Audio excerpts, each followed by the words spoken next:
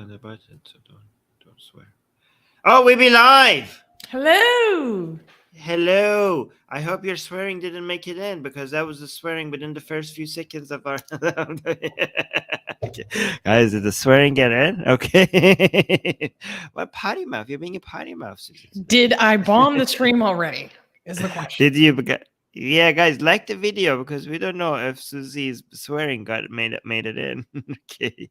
All right, guys. So we're gonna be covering the news on religion, atheism, secularism, and maybe some cultural stuff. We don't know. I don't know. Susie does know. Yeah, we'll be live, Mustafa. Yes, that's the answer to that is yes. So, guys, we're gonna be covering the news from all around the world. It's the most global religion and atheism related channel in the world, so you better support that because we are providing a very unique service here for everybody. We're bringing atheists from around the world and we're bringing them together. Just that seems pretty good, right? Oh, guys, please go to our Discord server, which is in the description, and make it active because we are trying to bring you together, but we also try to get you in touch with each other. So go to our Discord server and talk to each other and be like, "Hi, I am an atheist from so and so country." By the way, to show people, Well, only if it's safe for you. Global, yes. Only if it's safe for you. We put a high importance on that, especially in Discord. Yes. And also, look, people are saying that they're watching from Lebanon, from Belgium. Oh, where is that? That jumped around. Okay, there we go. Belgium. Where is that? From Poland. Okay, I should read people's names. Let me read people's names. Shia from India. See, okay, that's good. Can you say Shia? Can you say the khe? Is that khe? Can you say it? Shia. Oh, good. So Nico from Germany, Kiko from Poland. And oh, look at this. Zaid from Jordan and Havoc from Lebanon, Kelvin from New York. What are this? Kian from Belgium. I don't know how to pronounce that name. Tamorna from Luxembourg. And yeah, it keeps going and going. Guys, if I don't read all of them, it's because we need to start the news. I can't keep reading them all forever. Stuart from USA, Abij from Pakistan, Atheist Damien from New Zealand, Newman. I know we have settled on Newman. I know Newman is not the correct way of pronouncing it, but we're not changing that. We have settled on Newman from India. Yes. And so yeah, there we go. Oh, hey, reincarnation. I apologize. This is your name now. This is what we're going with. Reincarnation Entertainment from the UK, and Gray from the UK, Great Britain. And yeah, there we go. Okay, cool. And Judy from the Humanist Society of Santa Barbara, which reminds me, guys, last week Armin did the Atheist Experience, a show from the ACA, and Judy was a live caller. Judy came in and was a live caller and was very complimentary to Armin and also shared some very interesting experiences. And that's a good reminder to everyone to go check out Armin's recent appearance on the Atheist Experience and make sure to tell the ACA to bring him back. I loved it. It was a lot of fun. Yes. You did a really good job with co-hosting with Dave Warnock. Yeah, you think so? Yeah, I think you did a good job keeping the energy up. Yeah. Okay, good. Also, Reincarnation Entertainment is telling us that he's going to be donating to Atheist Republic. Oh, thank you. Thank you so much. Thank you for that. That's actually a good reminder that, guys, Atheist Republic is a registered 501c3. We are a nonprofit charity. That means that we run off of the support of people like you. This show, our programming, all the things we do for other channels like our Persian channel, all the other services we provide would not be possible without the contributions of our supporters and viewers and audience, our community members. So if you do have the ability to donate, please consider it. You can support us on Patreon, where you get our free art, or memberships on YouTube here, where you get emojis and prioritized comments. Or if you don't want any of that, you can make a donation via PayPal. And all the information is in the link in the description. You can also just send checks to our mailbox that I monitor. Also in the description. So please consider donating because it's really important to keep us going. Excellent. Okay, cool. Let's get started with the news. So, Susie, what are the news? What countries are we covering today, and what kind of stories do we have? So Oh, first, we tell got us a the countries. lot of we got Yeah. some serious nonsense going on in the world. Oh, serious nonsense. Okay, as usual. Yeah, I mean okay. So, what countries are we covering? We're covering Sweden, Iran, Germany, Mozambique. That story is not going to go the way you think it's going to go. No. Okay. Australia, Afghanistan, India, China, and Myanmar. I don't know if we've ever covered Myanmar before. We have covered Myanmar. Before your time, before you were part of Atheist Republic, Yeah, we so that covered means it. it's been 3 Yeah. years. Yeah. Okay. Do we have any good news today, or is it all crappy news? Can we? Oh, no, it's Do we? mostly either just an interesting story or something like wild. There's only Okay. like one So or two that are legit serious and sad. okay, good. Is the first news clappable? Yes. I mean, we don't approve of assault, but no one died. No one died. First news. He really winded up to do that. Okay. Yes. First news. Quran burner assaulted by woman with fire extinguisher in Sweden. A woman in Sweden was arrested on August 18th for assaulting Salwan Momika, a notorious Iraqi protester and refugee, with a fire extinguisher during his Quran burning demonstration outside the Iranian embassy in Stockholm. The incident, captured on video and shared widely on Twitter, showed the woman spraying Momika with white powder before being intercepted by plainclothes police. Police spokesperson, Tove Hag, I don't know how to pronounce Swedish, said the woman was detained for Nailed it. Nailed it. The woman was detained for disturbing public order and assaulting a police officer. Momika, who has sparked outrage and jeopardized Sweden's diplomatic relations with Muslim-majority countries through his series of anti-Islam protests, continued his demonstration despite the attack. The Swedish government, while allowing Momika's protests in the name of freedom of speech, plans to file preliminary charges of hate speech against him and is reviewing his residence permit.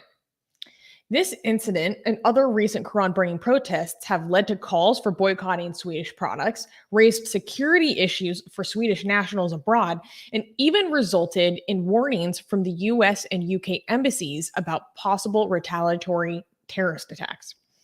Justice Minister Gunnar Strömmer noted that while Sweden has no plans to reintroduce blasphemy laws, it will study the legislation of countries like Norway, the Netherlands, and France, which has, quote, a greater scope for including security in this type of assessment.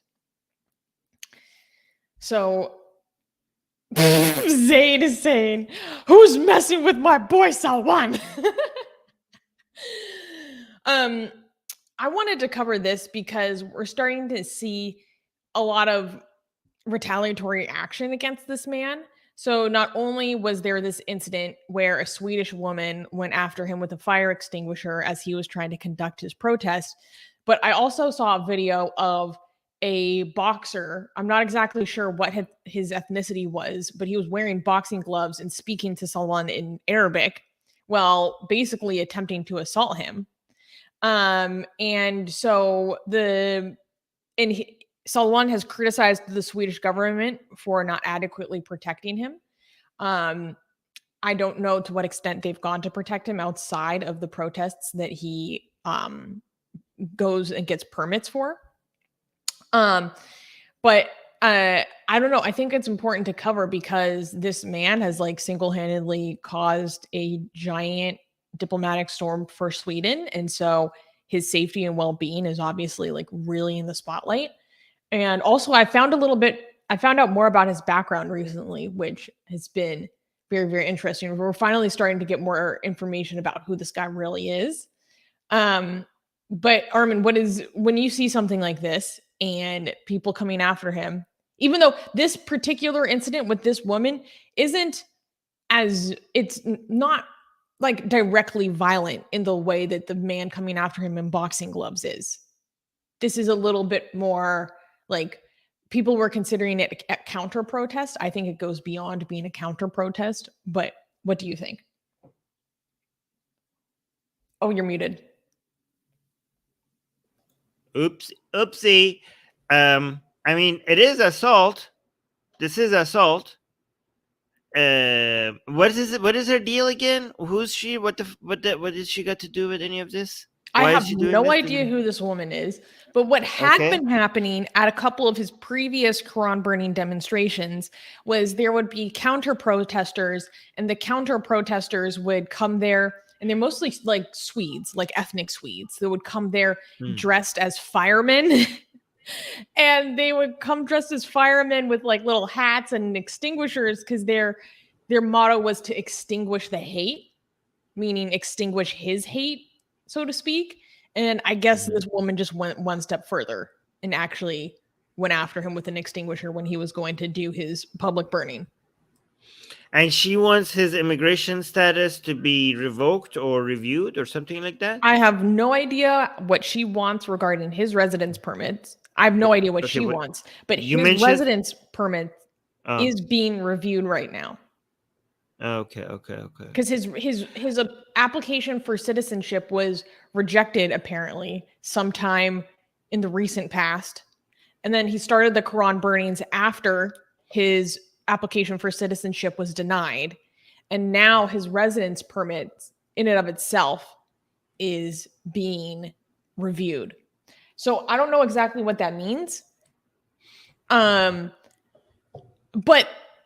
to be fair, I do not know if his residence permit is being reviewed because of the Quran burnings or because the Quran burnings has led to more investigation into his past, and investigation into his past has revealed affiliations with militias that have been accused of committing war crimes in Iraq.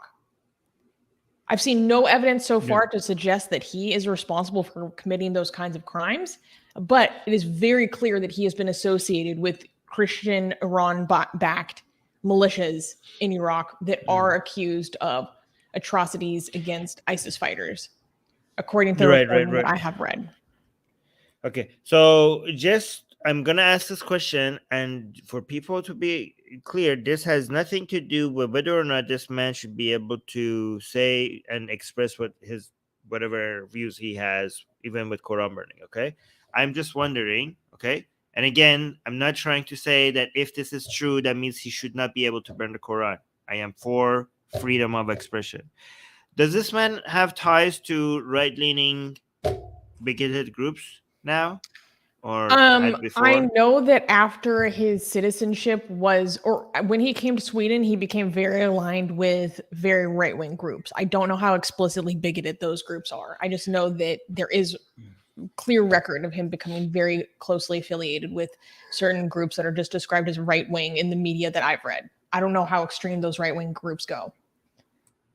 Right. So we need more Quran burning by people who are not right-leaning, so that we don't let these right-leaning bigoted people monopolize the fight for freedom of expression. This is dangerous.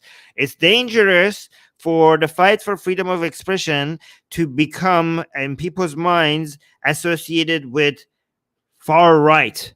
That is, we need, like, more left-leaning people need to start burning the Quran as a fight for freedom of expression, in my opinion, because this is getting associated with right-leaning, activism, and I do not like that. I do not like the right-leaning people to be able to get to take this from us. Okay, so take out your Qurans and burn them, please, left-leaning people. Thank you. In Europe, I would appreciate that. Do you think that is that dangerous for me to ask? Please make sure you're safe though first, okay? That's more important. Prioritize your safety. Doing it in permitted and sanctioned manners in ways that do not threaten the safety of others. Of course, all the usual asterisks. But yeah, Armin, I agree, because we've gotten to a place where if you are left-leaning and very strong and strident about free speech protections in the way that I am, Like people, I don't know if it's just dumbass people in my generation, but Yeah. they will like automatically start thinking that you're like right wing or even far right when you come forward and strongly and boldly defend the ability to say things that are explicitly hateful. And I'm not even saying that Quran bringing is one of those things, but I explicitly defend the right to be hateful. I think hate speech laws are wrong. Mm. And because of that, people think I'm a fascist. It's like, no, it's literally the opposite. You're Um, not? Okay. yeah, exactly. So I do think more left-leaning, liberal-minded people need to be very strong and unapologetic about these things because you're right. It's the only way that we can take back the narrative. Right. I have a video of somebody. When the only people that are willing to say uncomfortable truths come from the far right and they're doing it in a way to demonize and exclude and ostracize groups of people, then that's really dangerous. We need more people that believe strongly in pluralism and equality under the law to be willing to come forward and say uncomfortable things that are true. Right. It's honestly the only responsible thing to do, in my opinion. Yes. So just to remind everybody, we do have somebody who has done this. Hell yeah, I love this Who? lady. Yeah. So this lady shredded, like, instead of burning the Quran. Should I do it muted so we could talk at the same time? Right. Yes. Mm-hmm. So this lady went and instead of burning the Quran, shred the Quran and she's an Iranian woman in Denmark. How do you say? Yeah, how do you say Denmark in English? Denmark. Denmark. Okay, so we say Denmark. You said Denmark. All right. So look, somebody did this. This is not a far right lady. She's an immigrant. She has the Woman Life Freedom shirt, and she started shredding the Quran with what is this called? A cheese grater. A cheese grater. Yeah. So that was pretty unique and creative, and it's important. I like it for a couple of reasons. First of all, she's not far right. Second of all, she's a woman, and we need more women representation of insulting and the Quran, blasphemy. Where's the female right? representation of Quran desecration, Yeah. huh? Yes, This is we the real need that. gender gap. Sorry. Yes, exactly. Yeah. Also, she's trying to make sure that she follows the law by making sure that she doesn't get, like, she had the garbage can. She was trying to show that I'm not violating any laws. She's not burning anything, so she's not polluting the atmosphere. She's making sure that she doesn't get any garbage on the ground. She puts all of it in the garbage can, right? Also, she's an immigrant. Which shows that this is not an anti-immigration thing. Okay, she herself is an immigrant. She's from Iran, so it makes it harder for Europeans to hate on this, given the women life freedom movement that a lot of Europeans supported. And then another reason, I lost count for the reasons that I love this so much. I can't count the number of reasons why. Right. Another reason is that this is not Sweden. I think this is Denmark, and I think Sweden has been left alone when it comes to protecting free speech in Europe. And I wanted other people from European countries to do the same thing, so that Sweden is not paying all the price for this. I please, more people in Europe, you need to do this. Why are you not supporting your fellow free speech activists? Make sure you do this and record it and put it on YouTube, Twitter, whatever. Like, we need more of this. Okay. And stop burning the Quran. There are other ways. Spit on the Quran, tear it apart, take a cheese shredder, whatever it takes. Like, this is safer and more environmentally friendly, and you can come up with much more creative ways to do this. Right. So look at her. Like, this is amazing. This is exactly what we were asking for, and it happened, right? Not that it was a response to us, right? But anyways, and by the way, Denmark is now trying to make this illegal. Did you know that? And yeah, this is what I wanted to wait a little while to see how that turns out, but I was considering covering that next week because we kind of covered it before. Okay. But yeah, they're like actually taking steps to outlaw this kind of thing, and it's really, really harmful and scary. It's really harmful and scary. This is dangerous, guys. Guys, remember, among all the rights and all the values and all the freedoms that we fight for, freedom of speech and freedom of expression takes priority over everything else. Nothing else is more important. And when it's being challenged in Europe, Can you imagine where we are going to be at with this thing in other countries? This is dangerous. This is dangerous for the planet. Bigger. It's so much bigger than just Denmark. It is so much bigger than Denmark. It's setting a precedent globally that is extremely dangerous because it's validating the terrorizing of other people across the world for not wanting to observe the religious authority of an idea that they don't respect. That's what it is. Right.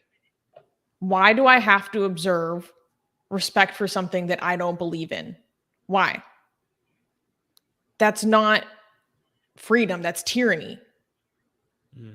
Like, how dare you subjugate me with an idea in a book that I find reprehensible? Oh, Armin's like, oh, what does Susanna have in her hand? This actually reminds me. Where did that come from? Oh, where did this come? I finally got my rainbow Quran out of storage, guys. It's been like a year. You just pulled that out of nowhere. Like, I did not see that coming. Because you were talking about female representation of Quran desecration. Yeah. And it reminded me of something that I did recently. And it was for Apostasy Day, but then I've been so busy lately, I didn't post the video. I felt kind of bad. But wait, let me fix something real quick. Excuse me. Oh, let me just write my Quran right now. Okay. Wait, there we go. So here, what I did, because I was thinking about something that was like very important to me. I wrote the name Yusuf Mehrdad and Sadrullah Fazeli Zareh, who are the two Iranian ex-Muslims who were hung to death less than a year ago for having a Telegram channel promoting atheism, about critical thought, critical thinking. And one of these men in this Telegram channel reportedly posted a video of a Quran burning. Like, I'm not even positive he did the Quran burning. It's just like he shared a video of it. And yeah, these two men, these two ex-Muslim atheists were murdered for this. For these pieces of paper, you know? And oh yeah, over here it says you can't kill an idea. You know? And I was thinking about how I want to write the names of the people that are killed over not agreeing with the ideas of this book in this book. You know what I mean? Yes. Like, I don't know. They died for this. And I want to remember them. So that's what I was thinking about on Apostasy Day. Well, thank you for sharing that. I appreciate that. That's beautiful. Thank you. Yeah, we shouldn't forget these people. Yeah. Okay, but Newman just used a super chat to mention that there's a problem with all of this. Okay, so some people are trying to take blasphemy ideas from each other, and Newman has a serious problem. He's saying that my cheese grater was not that good, though, right? So, I mean, you could do what Susanna did. That does not require the cheese grater. Like, yeah, if you don't have a cheese grater that is good enough to do that, just tear it apart with your hand. That's good as well. And guys, please don't waste an entire Quran every time you're desecrating a Quran. That's wasteful. You know, I have no seriously. Right, look. This is my Quran. I have 3 Qurans, and 2 of them I do not destroy because they're pretty. But this Quran I specifically bought for desecration, and I have been desecrating Quran a lot. And look, these are the pages that I have desecrated so far, and I have so much left. I don't need to buy a Quran for a very, very long time because I haven't even passed the second chapter of the Quran. Okay, I'm still in Baqarah, right? But well, I mean, that's the biggest one, so it's going to take you a second. Yeah, I'm going to be. But yeah, look, I have so much left before I need to get another Quran. So guys, just do one page at a time. It has the same effect. Like, you don't need to do the entire Quran. If you just desecrate one page, it has the same effect as the entirety of Quran. So just take one page and desecrate that. Exactly. We're doing it sustainably. Or yeah, you don't even have to like destroy it. You can just use it as sketch paper or to remember people in a poetic manner. Right. Yes. Armin is a long-term yeah, okay. I found another way. Can I show you something? I found when I was looking through this, I found that I had other drawings in here that I forgot about. So this is one I think I did when I was doing a live stream with Apostate Prophet, because it says AP Guakbar. That's good. I like his drawing.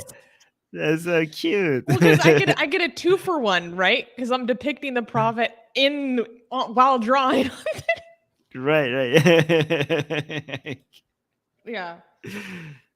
All right, so we have more super chats that we need to read. Newman is saying, Armin, I used it as a tissue paper. I don't think that's effective. Like as tissue paper on your nose, that's like too rough. That sounds uncomfortable. Or on your butt?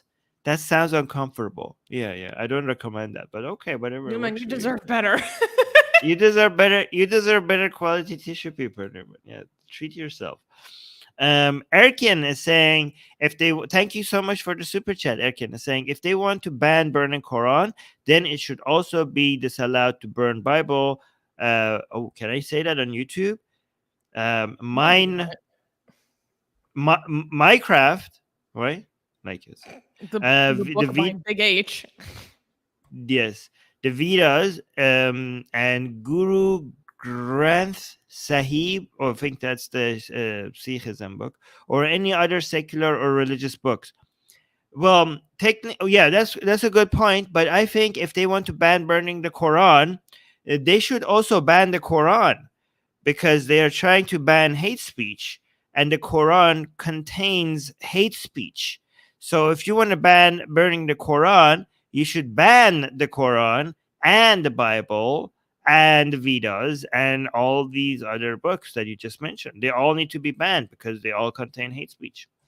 Okay, well, my impression, I mean, I'm assuming that the law would be written in a way that it wouldn't be exclusive to the Quran. Like, the fact that they're even thinking about this legislation is stupid, but I don't think they're that stupid. You know what I mean? Well, let's see. We'll see. Okay, so the next super chat. Super chat is from Young Atheist. It's saying we need voice for atheists on international level. Well, guys, you could donate to Atheist Republic, because that's what we're trying to do. That's the whole point of Atheist Republic. If you like us to become a bigger voice for some atheists, not all atheists, right, on an international level, because we don't want to act like we're the representative of atheism, right? But we want to be the voice of atheists who need a voice. The ones who will allow us to be their voice, right? Ooh, so speaking of Armin, well, you could make us get there because that is expensive, guys. That is expensive. That needs money. It needs money to get us there. So we have a PayPal link in the description. We have a Patreon link in the description. We have YouTube membership. We have super chats. And there's many other ways that you could help us get there. So thank you. That would be appreciated. But go on, Susie. Oh, I was just going to say, because you're talking about like giving atheists a voice on an international level. Like, I wanted you to just take a moment and talk about what you're doing on the Persian side, because guys, like, Armin has been working really, really, really hard on the Persian side of Atheist Republic. And actually, like, we are becoming very influential in the Farsi market, so to speak. Yes. And can you share a bit about that? Like, you told me something really interesting recently where you were saying that basically we're being recognized as one of the places to help. Finish my sentence. Tell me. Tell the audience.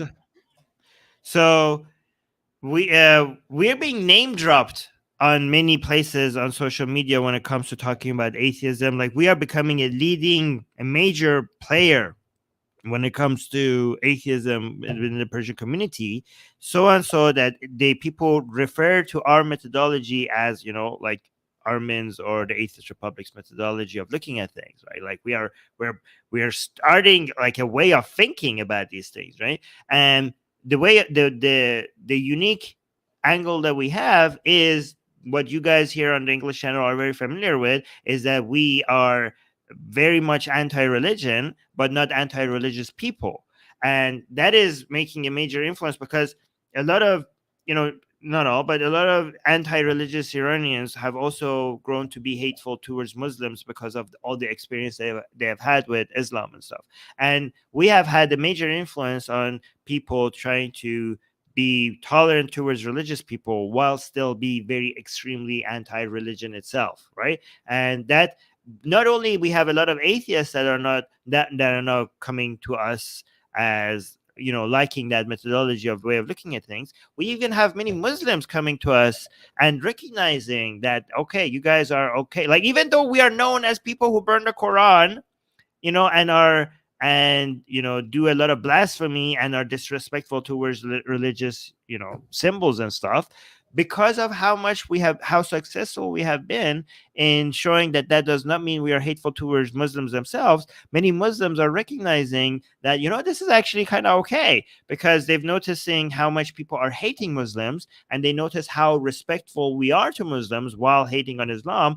And the Muslims are coming to us and congratulating us, and like, you guys are actually, you guys are not hateful. We see that you're not hateful. So we're being recognized not just by atheists in Iran, but also by many Muslims in Iran, which I like. I like that. I like the What influence I that we're find having. really funny is that Armin is now building like a cast of characters on the Farsi side.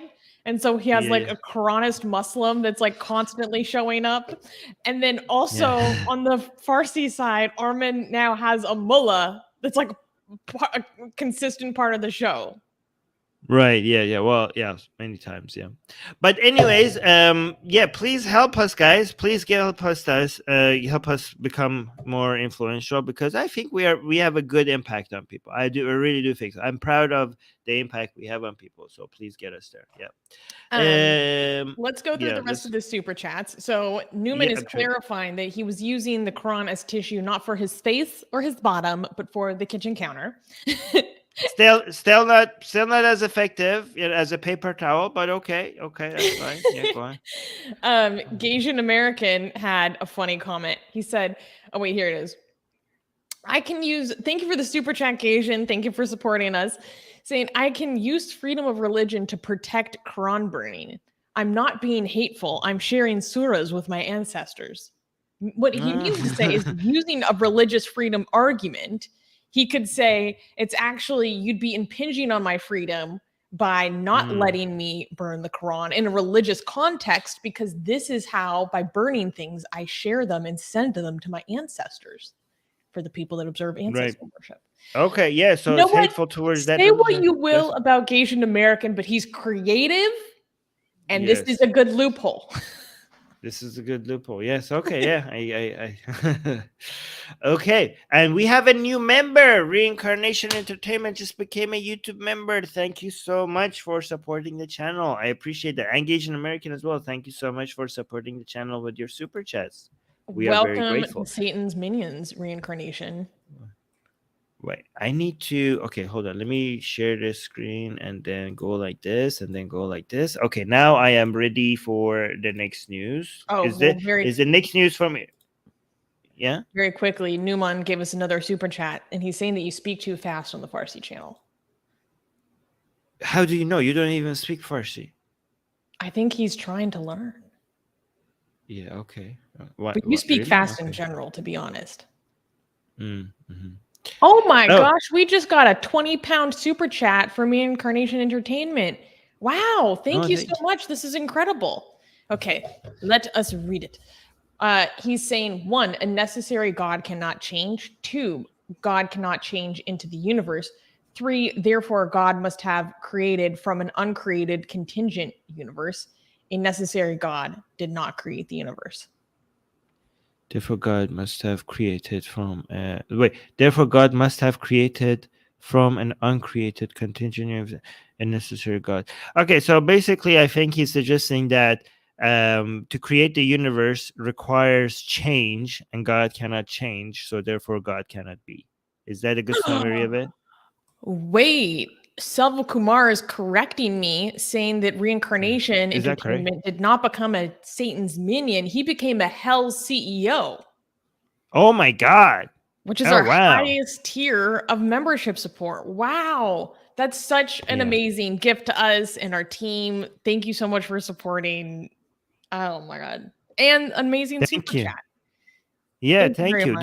Did I understand it correctly? Is that I have to think about it? Was that the gist of it? Like or no? Yeah, let us know. Okay. Um, can we clap for the next news?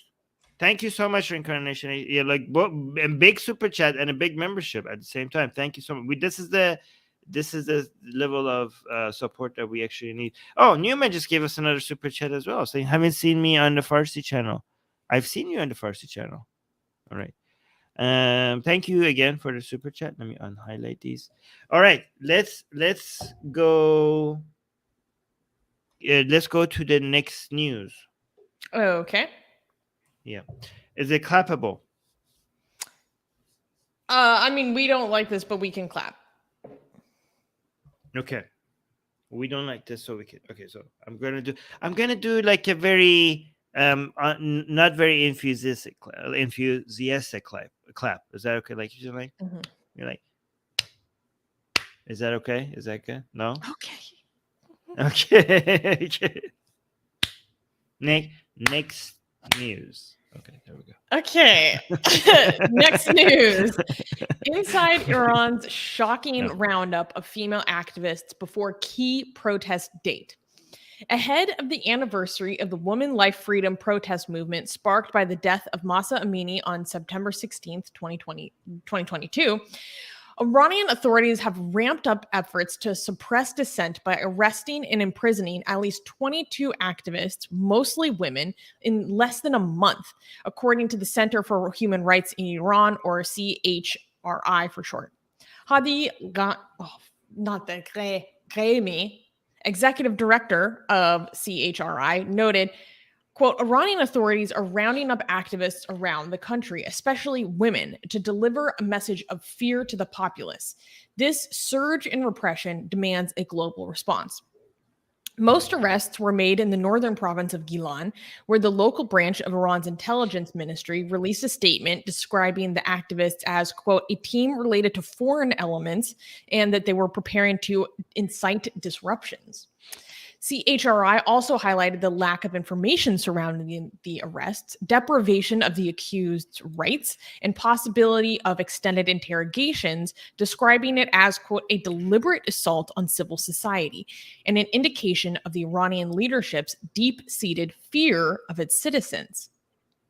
So, guys, for background, in only a few weeks, it'll be 1 year since Masa Amini died as a result of her brutal assault in state custody for quote unquote improper hijab. It'll be 1 year since the, woman life freedom uprising. And so there is kind of a lot of tension going around as people mentally, emotionally, and also physically prepare for this first anniversary date. And in response, there has been, a bit of a crackdown going on. So, Armin, what have you been hearing on the Persian side of things?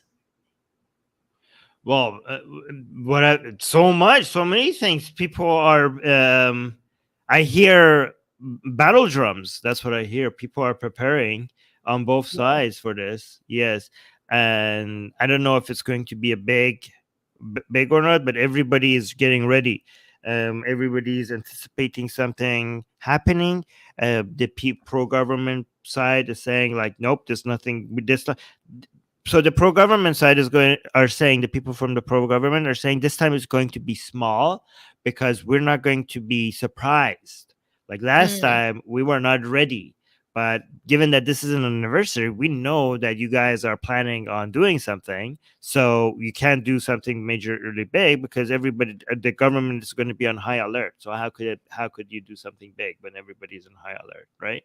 But there's a lot of people are asking everybody to be prepared. People like anti-government people are telling people to make sure they come out. People need like, this is it. This is the anniversary, so we have to do something big. So yeah, we'll see. We'll see what happens. But again, they're right to say like it's hard to do something big when the government knows that what the anniversary. Like if you want to plan something big, it has to come out with a surprise. Like it cannot. It's hard to plan something big when the government has had a year to prepare for the anniversary. So I don't know what's going to happen, but yeah, people are waiting to see. A lot of people on the Persian side are also asking me to make videos encouraging people to do this, to do that, which I can't do because I am not in Iran. And for me to ask people to do this when I'm in a position of safety myself is like kind of not the right thing to do, I think, right? But my idea is to have a show where people from Iran could come and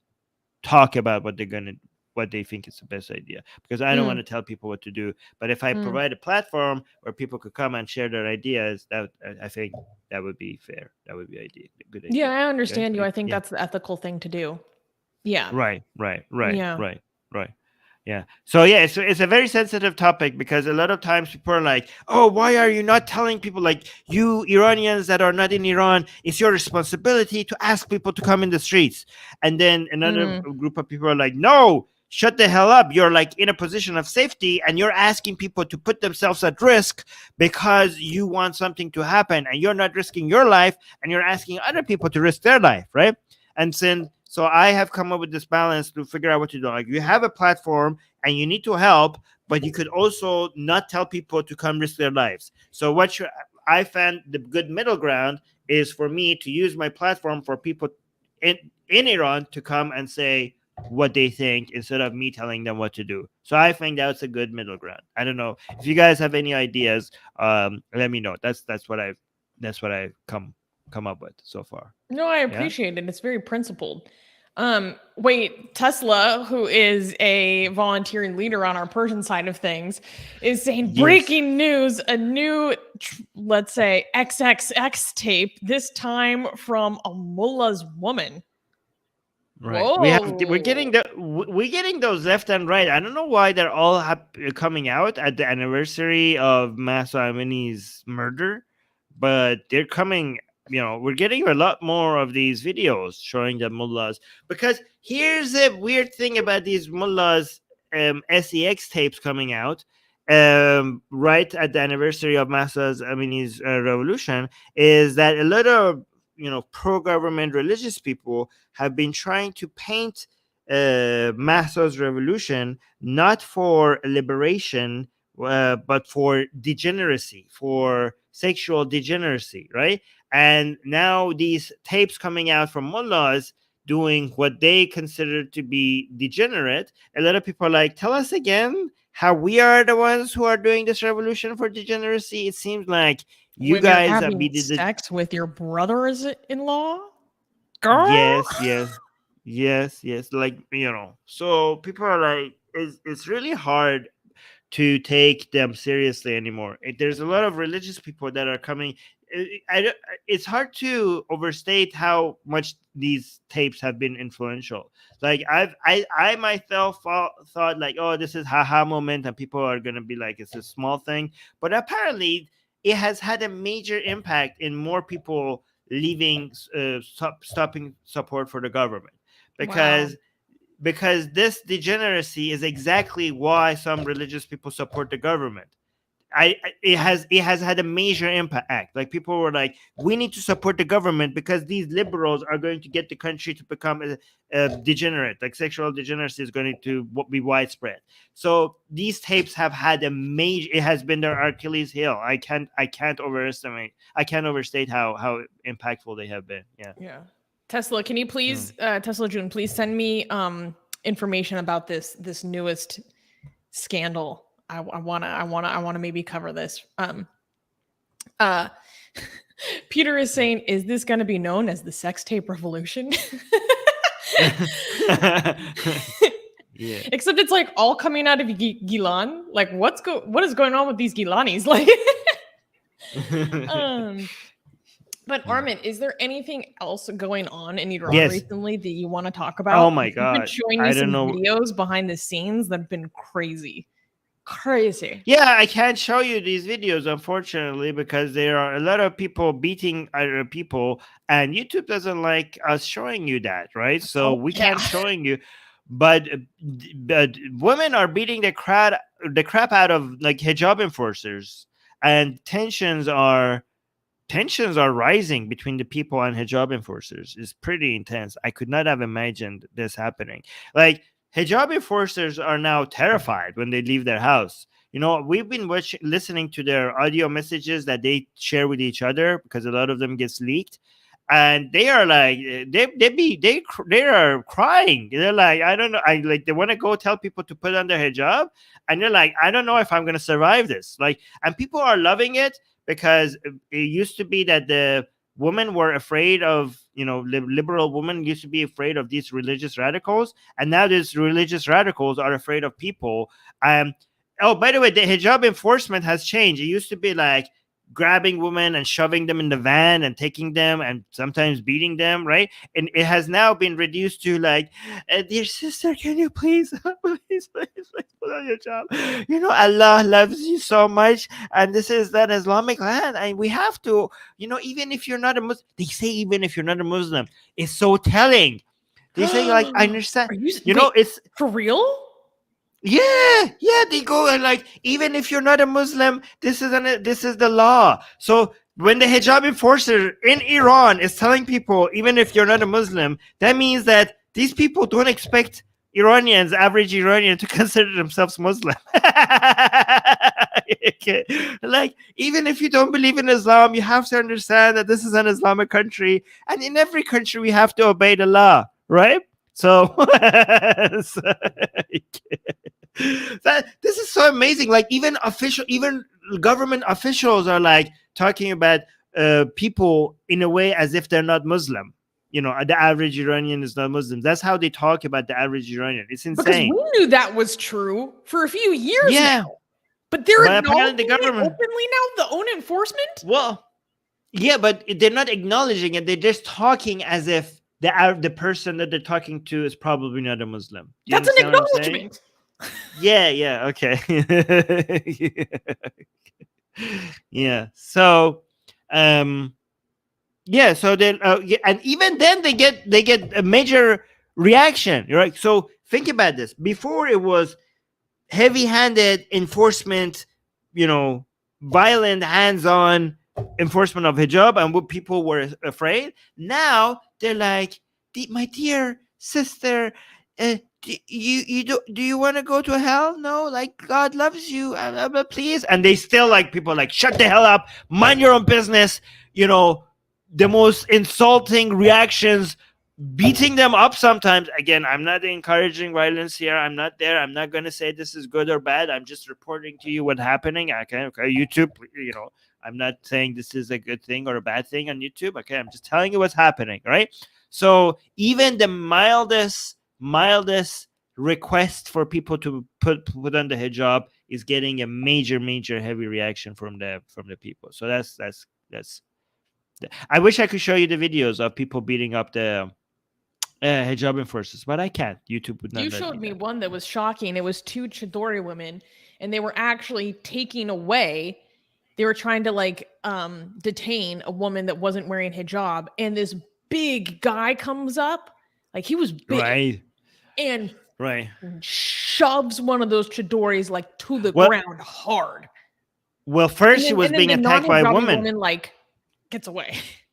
Yeah, no. So so first a woman starts attacking her, and then her boyfriend or husband comes and supports her, and they gang up on her. Right?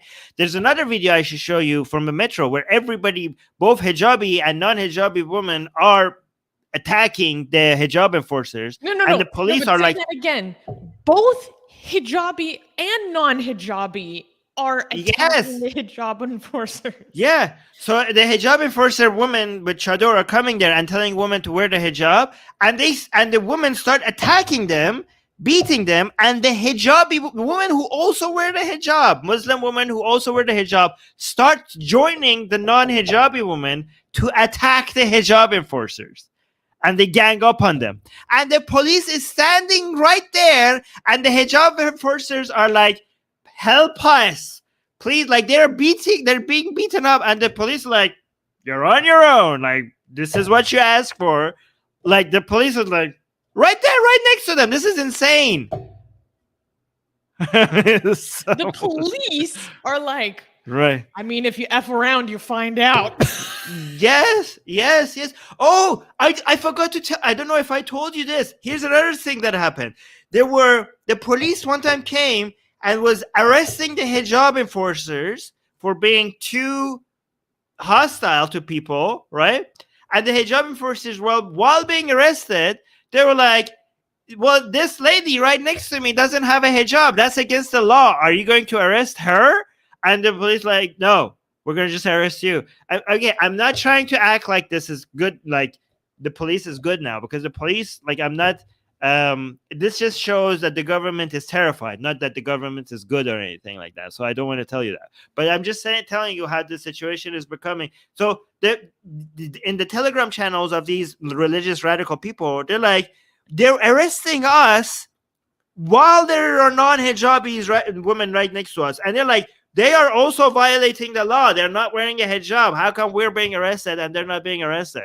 And the police are like, shut the hell up, right? So that's, anyways. The police are like, cry more.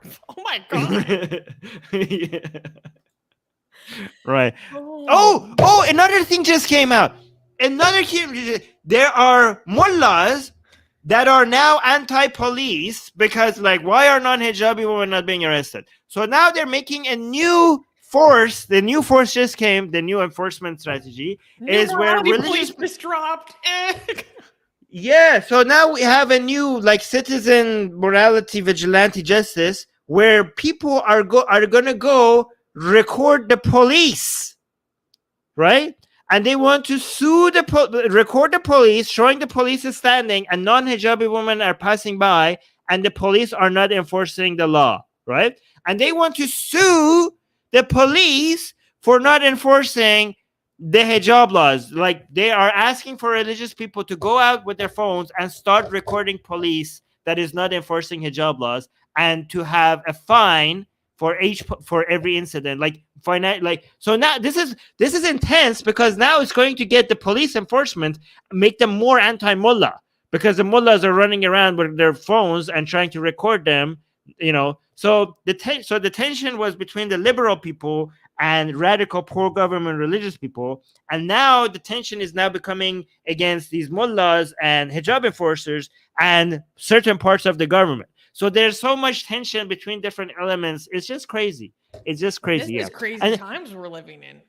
Yeah. Oh, there are some radical people who used to be like for mandatory hijab, and like some of the main people that used to be for mandatory hijab, now they're coming out and I'm like, well, actually, which part of the Quran mandates the hijab again? Like, actually, it's not in the Quran. Actually, like, you know, it's like it doesn't say that we have to like the people who just people who just 1 year ago were themselves like, oh, if the hijab is not enforced in Iran, this regime is going down. Are like now like, well, we actually are checking again the Quran and the Hadith.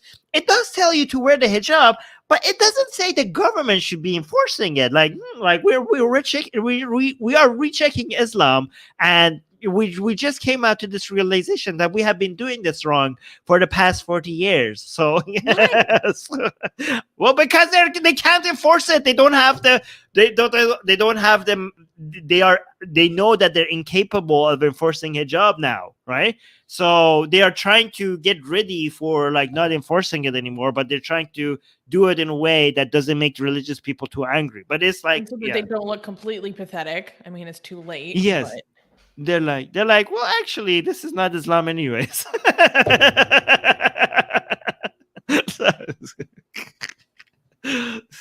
Yeah. So, anyways. Oh my God. Wow. Mm. Wow, Yeah, wow, yeah, wow. yeah. Well, guys, if you enjoy this kind of analysis, if you enjoy these insights into the drama of the religious regime of Iran that you cannot get anywhere else in English, make sure to like this stream. Make sure to subscribe. Okay, we're on the road to 40K. We're building the Atheist Republic army. So please join because I love getting these updates from Armin every week. You don't get this anywhere else. You don't get this anywhere else. So make sure to tune in. We got a we have bunch of super chats and stuff. We did, guys. Thank you. I told them that we need money. Guys, we need your money. Please give us your money because we have expenses. Is that how? So thank you for like we do. We have expenses. Just the way you say it. Guys, donate to us, please. Thank you. We need that. We have staff that we need to pay. So thank you very much. So, but by the way, Reincarnation Entertainment is saying, Armin, I will be donating on top of this. Thank you so much. Wow. I think see the way I say it actually helps. So maybe I know I'm just come from such a formal environment with my professional background that when you talk like this, I like scream inside, but it is actually effective. Thank you, Reincarnation. Okay. So also Music Lover just became a member as well. Thank you. I think he was, I don't know if he guys, if you were already a member and you upgraded your membership or whatever, YouTube does not tell us that. It just StreamYard does not tell us that. StreamYard just says became a member. I should check on my phone. I don't know if you became a Satan's minion or if you're on a deeper circle of hell. You know, because with each increasing membership tier, you enter a deeper circle of hell with us. Deeper circle. Yeah. Oh, yes. And also, Selva, here's something that I noticed. Selva just bought 5 people membership. So thank you so much for Selva for that. I have to pay attention. Selva gave the memberships, he says, to celebrate the sex tape releases. Oh wow, we're getting more of Milla's sex tapes. I will be distributing memberships. I love that. And Newman, this is to you. Yeah, so Newman gave a super chat saying, Susie, you can say new post on Twitter. I'm not sure what this means, but I said it. Okay. And Yusuf, thank you for the super chat, Yusuf, saying, you guys heard about the Iran hostage deal? Yes, I have heard about this, of course. Yes, yeah. Do you have anything you want to add, Armin? I mean, it's like not directly related to what we cover, but it is important. I mean, if I start opening that can of worms, I know we could talk for 2 hours. Yeah, I just don't understand because we're basically rewarding Iran just arresting random innocent people because I know those people deserve to be released, but if you are rewarding it, more people would be taken hostage. I don't understand what is the logic behind that, but yeah, that's about it. All right, but thank you. There are politicians in Iran that explicitly and openly encourage hostage taking as a form of like financial investment in the country. What was the name of that one presidential candidate where his economic plan was to openly do hostage taking? I was like, in a presidential debate, we had a presidential candidate in Iran. He was like, yeah, look, these Americans pay a lot of money for hostages. So we just need to go and arrest every single person who has a dual citizenship of US and Iran in Iran. And that will just solve our economic. That's my economic plan. That was his actual plan, economic plan. Joke. It's a joke. You can't make it up. Like if someone told me that, I wouldn't believe it. I saw the video. Right. Yeah, I don't know. So crazy. Right, and yeah, it was on a debate. I was on a panel for a debate to becoming a president. Yeah. All right. So next super chat. Numan is saying Allah loves me in the bed so much. Hey, yo. Okay. Well, don't touch Allah like that. I'm not gonna comment on that. But you do you, Newman. Let's go to Kenny. Kenny gave us 10 euros saying thank you, saying take my money. Thank you, Kenny. No. And Kenny is also one of the volunteers helping us with our new website. So thank you for volunteering with us, Kenny. It means a lot. You read that wrong. I know. No. Okay, take my Take money. my money. It's my money. That you have to say it like that. That's what we're doing now. That's what I Take my money. Yes, My there we go. money, honey. Guys, give us your money because we need your money to become more And successful. is saying, don't take my money like this, please. Oh, look, this is how you write it. Really. Yeah. Okay. You guys. All right, guys, thank you so much for donating. We noticed that when we don't get enough super chats, we go in the red. We have expenses, so we actually do need to talk about donating more so that we can continue the Atheist Republic. So thank you for all that support. All right, so we got another one. See, I told you this way. This is working. Salva Kumar is explicitly asking Tesla to share links to the Mullah sex tape, please, for more donations. Yeah, Tesla, can you help them out with that? Thank you. Okay, can we clap for the next news? Oh my God! More tapes, more XXX. I see it on the cover. Oh yeah, speaking of sex tapes. Oh wow. Okay, can we clap for this? I'm assuming we can. Mm-hmm. No, it's adult stuff, right? Because when I see a church and I see sex, I'm like, okay, is this like, can we clap for this or not? This is pretty. Like, this is silly. All right, silly. Silly is good. Next news. German Catholic employees caught red-handed trying to access adult sites.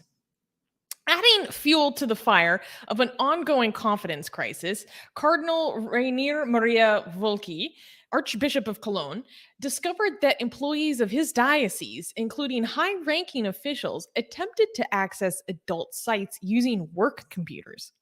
The Archdiocese confirmed that more than 1,000 attempts to access such sites, but found, quote, no indications of criminally relevant behavior.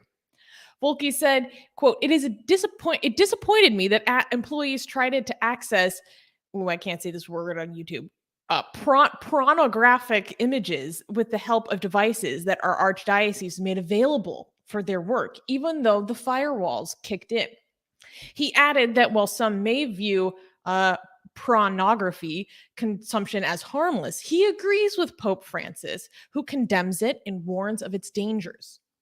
The incident comes during a confidence crisis centered around Volke, who previously faced criticism for hiding a report on local church officials' reactions to sexual abuse accusations against priests. Although a new report absolved him of legal neglect, it criticized major communication errors, leading to a quote-unquote spiritual timeout from the Vatican.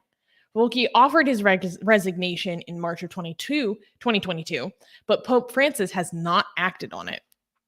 So here's the short of what happened. It was revealed that, so when you're using, I guess, computers and devices from the Archdiocese of Cologne, there's a firewall, right?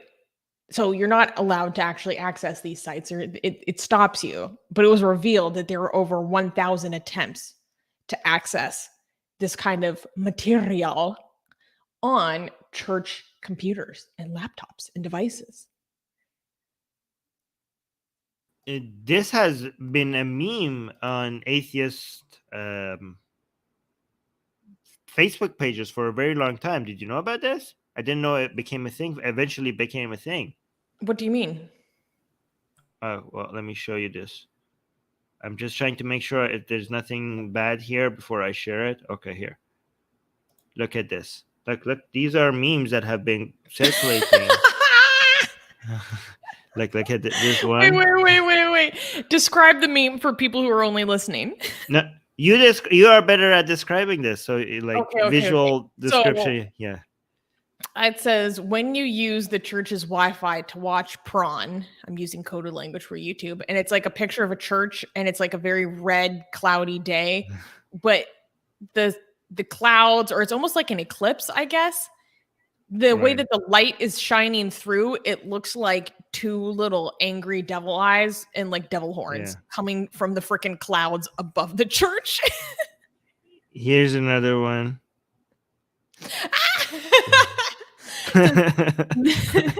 Me tries to download prawn with church Wi-Fi. Insufficient storage. Please delete some files. Me deletes a Bible app. Angels. And then it's like two little kid boys being like, meh. Disappointed, angry faces. Yeah, oh, these are the same. So, but there's a lot of memes like this that I've seen before. But so now it became a thing. It became reality. Amazing. Oh my gosh. So yeah. So did they use the church Wi-Fi to do this? Because that would be amazing. They did. They used the church Wi-Fi. Yeah. So yeah. Okay.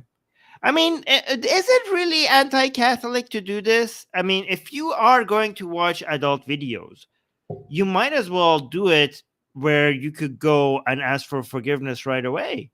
Like that is just like that makes a lot of sense. Like I don't think this is against Catholic belief. I think this is just the most convenient way. You just take care of your business, and then there's the confession booth right there, and then you clean it up. You clean up your private parts, and you can clean up your soul all within one building, right? Well, I mean, you're kind of not directly, but you know, the church and church environments are supposed to be very purified spaces where you don't think. I mean, the Catholic Church has an obsession with demonizing and extricating human sexuality in all of its forms. So I don't know why you think that there's anything that's remotely Catholic about this. They kind of have an obsession with hating human desire. Yeah, I know they hate it. That's why they confess that they made a sin right after, and then you're good. Once you confess, you're good. Aren't you good? I think they should do it not just in the church. I think they should watch adult videos inside the confession booth. Just explain to the priest as you're doing it. So every time you're like, as you are coming, you will just clean it up. Like every second that you're sinning, you just tell him like, now just tell the priest that I can't do it on YouTube, right? So yeah, just explain to him what you're watching, why you find it attractive, and then while you're coming, just tell him that you're coming, and the father could just in real time keep forgiving you as it happens. I think that would be the next step. No, you think you found a loophole, but really you're living in sin. It's fine. We're all okay. It's fine. We are all sinful. We all live in sin. That's the whole point of Christianity. All of us are sinful. You cannot deny that we are sinning. You just have to make sure that you ask for forgiveness after you sin. That is the Catholic belief. Everybody sins. Well, yes, but you're not supposed to play into it. You're supposed to try to rise above it, right? No, you can't rise above. No. That's not true. Sinful you cannot rise above. You cannot rise above sin, but you can try to rise above sinful behavior. You can try, and you're allowed to fail. That's the point of Jesus' sacrifice, because we try and we fail. Okay, so given that you're going to fail, make sure that you are close to holiness. If Jesus spent the most time with sinners, right? So if you are one of the sinners, just like the sinners during time of Jesus, where they were close to Jesus, you should also be very, very close to wherever the holiest places are, so that you could purify yourself right away. I'm just in favor of more adult related content within churches. Okay, I think this is just a rational conclusion from all of this. I think this makes sense. Emphasis on adult. Yes, this is an exactly. This is an improvement. Okay, we should be celebrating this. The fact that Catholic employees are watching adult content, that means they're not, this is great. It's not minor. That's like in that completely against their usual branding. This is good. More adult content, please. Yes. Right. This is great. I applaud this focus on adult. Just make sure it's adult, please. Thank you. Right. This is good. It's amazing how they're embarrassed about this, more than, anyways, I shouldn't say that. Okay. So, yes, on the projector in the church. That would be nice. Yeah. Okay. Wait, you were just highlighting something from Silva Kumar. He's saying, I just super chatted a request, please. Oh, never mind. That was about the last segment. Well, what did happen, which we can't see on StreamYard, is a whole bunch of people. So John gifted 5 memberships, and Darko gifted 5 membership, and Selva gifted 5 more memberships. So while we were speaking, we got 15 membership gifts. 15 membership gifts while we were talking. Guys, that is amazing. Thank you so much. That's so nice. Wow, guys, if you just got a new membership, make sure to drop those Atheist Republic emojis in the live chat. You gotta show off your new powers. In fact, I'm going to add it to my to-do list that now that we got so many members, I might be able to add more emojis, because you're only allowed to increase emojis once you have more members. So I'm going to go check after the show. Wow. Yeah, our army is growing. We should make some member exclusive content, I think, at some point. I will do that, okay? Because we have members. We need to give something specifically to our members. So I'm going to get on that. Yeah, well, we're just so stretched for time right now because of the schedule and everything. Yes. We're working hard, guys. God damn. Yeah. Okay. Can we clap for the next news? This one is legitimately about ISIS. So how about no?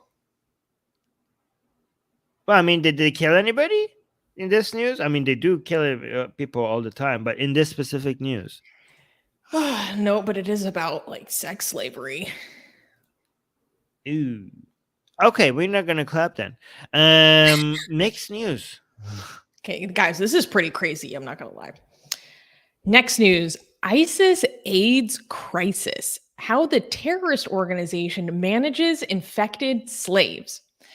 The Islamic State, or ISIS as it's better known, is grappling with an HIV/AIDS crisis among its enslaved women and fighters, according to an internal document of the terrorist organization exposed by an anti-ISIS channel.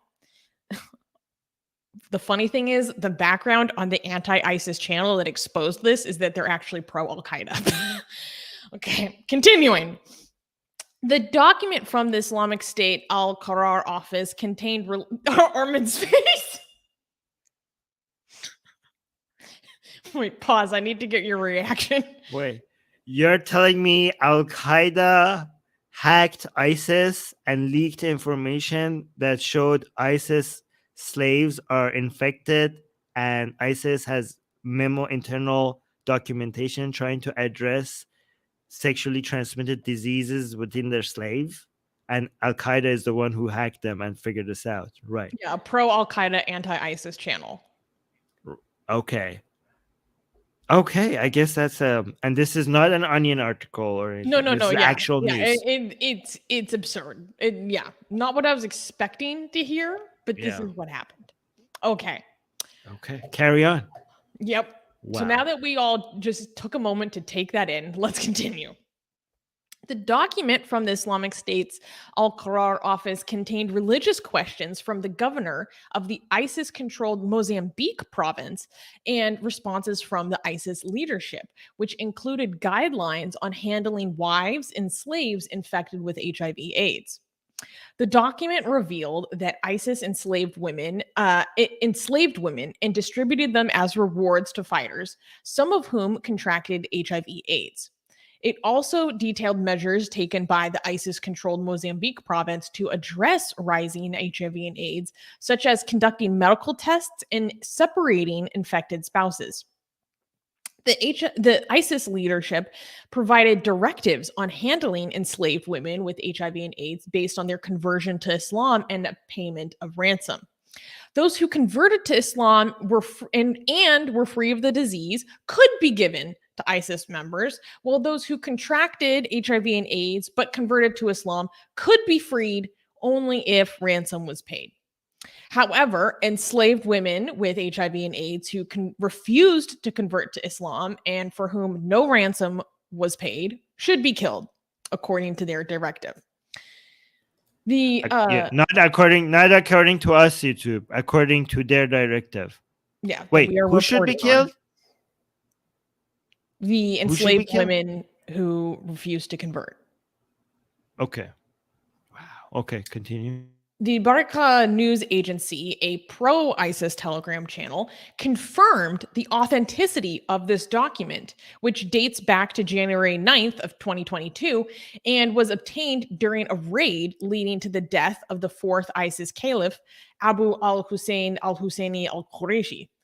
The document indicates that the crisis is exacerbating the challenges faced by the terrorist organization and reveals its deeply inhumane treatment of enslaved women.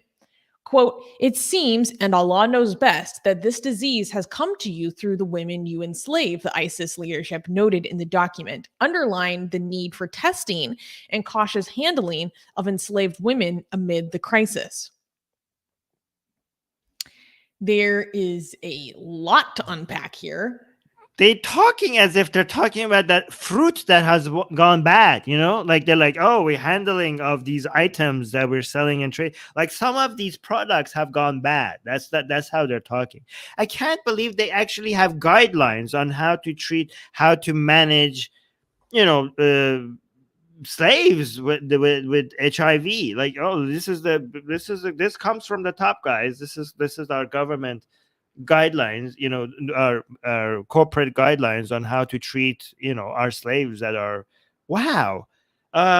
Okay, yeah, I am lost for words. I don't know what to say. I thought I've seen everything. I've been doing this for 15 years and I thought I've seen everything, and this is completely I am without words. Do you have anything to say? I don't have anything to say. I mean, I think what's important to think about when highlighting this news is that a lot of people think that like ISIS is over and like a bygone conclusion. Oh no. No, they're not. And actually people are not aware that they are very active in Africa. So this is happening in Africa. But people don't give a crap about Africa. That's the reason why people think ISIS is gone. ISIS is all over Africa. Well, mostly northern part of Africa, mostly. And they just made that whole. They just made half of that continent. They're just like their backyard and just like taking over. That's the thing. And yeah, so yeah, but it's Africa who gives a crap. It's almost as if ISIS doesn't exist to most of the planet. But yeah, go on. Yeah, well, no, that's what's really important to keep in mind is that this is an active problem that is still happening. It's just not in our awareness because, like Armin said, people have this really dismissive attitude towards the issues that face that continent in general, let alone insurgencies, right? People don't even like think about it. People just think that it's normal when it shouldn't be. It shouldn't be normal at all. So one, I want people to be aware that this is still a thing that exists and it's still a very prominent issue. And two, I want people to be aware that it's one of the biggest issues in Africa. The problem of ISIS is most directly affecting the lives of people in Africa right now. And this includes behavior that is as abhorrent as sex slavery. But this isn't making it on the news anymore, right? Like when it was the Yazidi women, you know, there was a lot of prominence given to that story, rightfully so. But this kind of behavior is still continuing, but we just don't hear about it. It's not getting the coverage. And so basically, I was reading a translation of this document, and Yeah, it's just a very like matter of fact document about the processes that they should take to try to isolate people that are infected within their organization. And it's just so, yeah, bizarre to like, let me read a passage of a translation, right? So the response further explains that the enslaved women should be asked to convert to Islam, and if they refuse, they should be killed. Again, YouTube, I am reporting on statements of others. Those who convert to, quote, those who convert to Islam and are confirmed free of the disease can be given to ISIS members. It also said that female slaves who contracted AIDS and agreed to convert to Islam can be freed in return for ransom. As for female slaves who have the disease who refuse to convert to Islam and no ransom is paid for them, the directive from the ISIS leadership said that, quote, they should be killed. It noted non-virgin women should all take tests before they are given away as slaves to ISIS members. Quote, as for virgins, their matter is different, and there is nothing wrong with marrying and owning them, it said. Yeah, of course. This is Islam. Yeah. So I mean, to be fair, this is a complete. Is this the corporate memo thing guideline on what to do about all this mess? yeah, those are some screenshots of it. Yeah. Amazing, unbelievable. Well, should we thank Al Qaeda for leaking this information or no? Armin, I would not no? put it like that. Okay, I wouldn't. Okay, so. I would. All right. Be a little You bit wouldn't? more choosy with my language. We can't thank. What's wrong with you? Okay, well, okay, we can't thank Al Qaeda, but we can thank John Mathers, who got 20 memberships. Did you see that?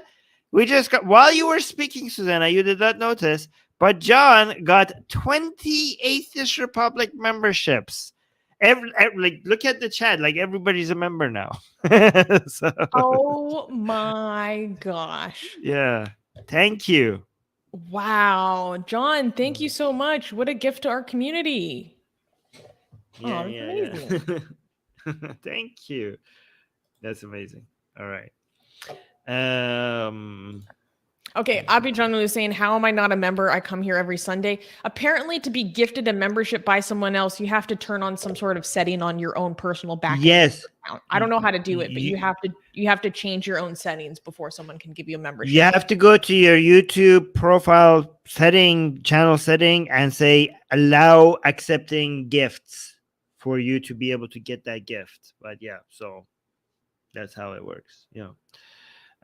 Oh, we got a super chat from Newman saying, "Ew, this is so disgusting." It is disgusting. Okay, and this is guys, behavior that still exists and continues to this day, and people yes, attention to it, and they want to deny that this is even a behavior that's learned from this ideology. If you can believe that or not. Yes. And this is as much as I want to blame ISIS and Islam and all of that, we also can blame Russia for some of this nonsense as well. You didn't know that, yeah, because of the instability and that they're causing it. Oh, by the way, I want to formally thank Putin for potentially saving Africa by taking out the Wagner leader. So thank you so much to Daddy Putin for, potentially saving Africa from Wagner. Yeah. Thank you, Daddy Putin, for taking out the Wagner group, saving Africa, and uniting NATO. NATO's biggest supporter, known as Mr. Putin. Yeah. Oh, we got. You highlighted one of the chats. Do you want to read that? This is just a very nice comment. Christina said, "Susanna is amazing. I watch Atheist Republic practically every day." Well, thank you, Christina. That's really nice. That made me smile. So I wanted to do that. Please keep these compliments going, because we have no other way other than your compliments to show Susanna that her work here is valuable, because we can't afford paying her because we don't have money. So we are literally need you guys to tell her how much.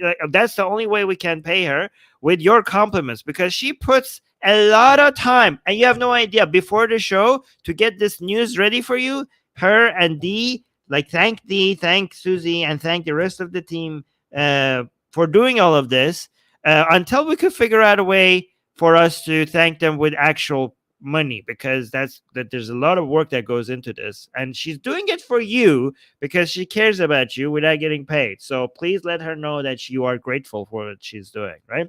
Also, you could actually donate more so that we could eventually pay her for all the time that she's putting in. That would be nice. Oh, thank you. Yeah. Yeah. Okay. Can we clap for the next news? Yeah. Oh, let me before we do that, people are saying thank you, Dee and Susie, and people saying thank you, Susanna. Thank you, guys. That's Thank you, good. guys. Yeah. Yes, thank you, Susanna and Dee. Do it because we love this community and we have a lot of fun here. Yeah. Okay, you said we can clap. Next news. Why secular soldiers in Australia aren't getting adequate support. The Australian Defence Force, or ADF, is facing calls to provide more secular support alternatives to religious chaplains amid concerns for the health and well-being of its members. Colonel Philip Hoglin, a military researcher and reservist, highlighted that while the ADF is becoming less religious, it only has a few secular support officers. This situation is causing secular ADF members to avoid seeking health from chaplains with differing and conservative views on abortion, sexuality, and relationships. Despite 2/3 of the ADF being non-religious, the number of Pentecostal and evangelical chaplains has increased. Hoglin stated, quote, "It is almost inevitable that members with no religious affiliation will exceed 3/4 of the total ADF permanent force population by the end of this decade," and argued that the ADF must provide some, quote, "secular well-being capability for its members or risk their health." The Department of Defense said it would assess a Navy trial for secular officers next year, and that alternative support services to religious chaplains were available for ADF members. So this was based off of a really interesting article I found in The Guardian recently. And it was basically about how apparently the Australian Defence Force is very, very mostly non-religious.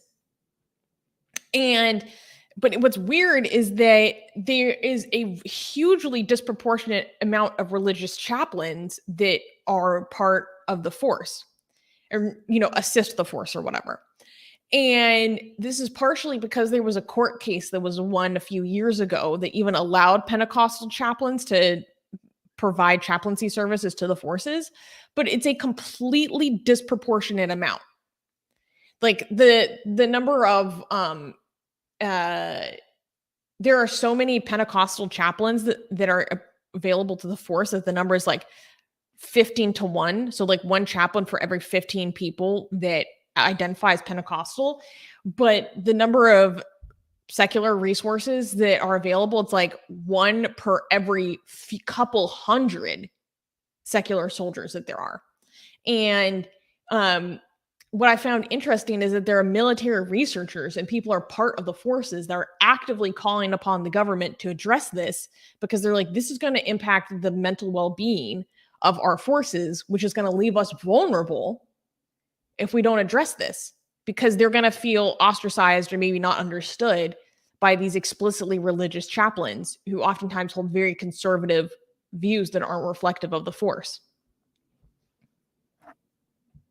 Well, I'm glad that somebody's paying attention to this. I appreciate it. Thank you for, I don't know, what do I do? Thank you to whoever is in charge of looking into this, taking care of our fellow secular and atheist servicemen. Yeah, I don't know. This is good. I like it. I like people paying attention to the needs of non-religious people. I mean, I'm gonna be like more positive about this. I'm not gonna be like, well, what took you so long? Like that kind of attitude that I have. I'm just gonna. You mean what you normally do? Right. Well, yeah, yeah. I'm gonna be like, well, what took you so long? Kind of situation. No, I'm just gonna celebrate this. Thank you. Oh, what's with the change of attitude, Armin?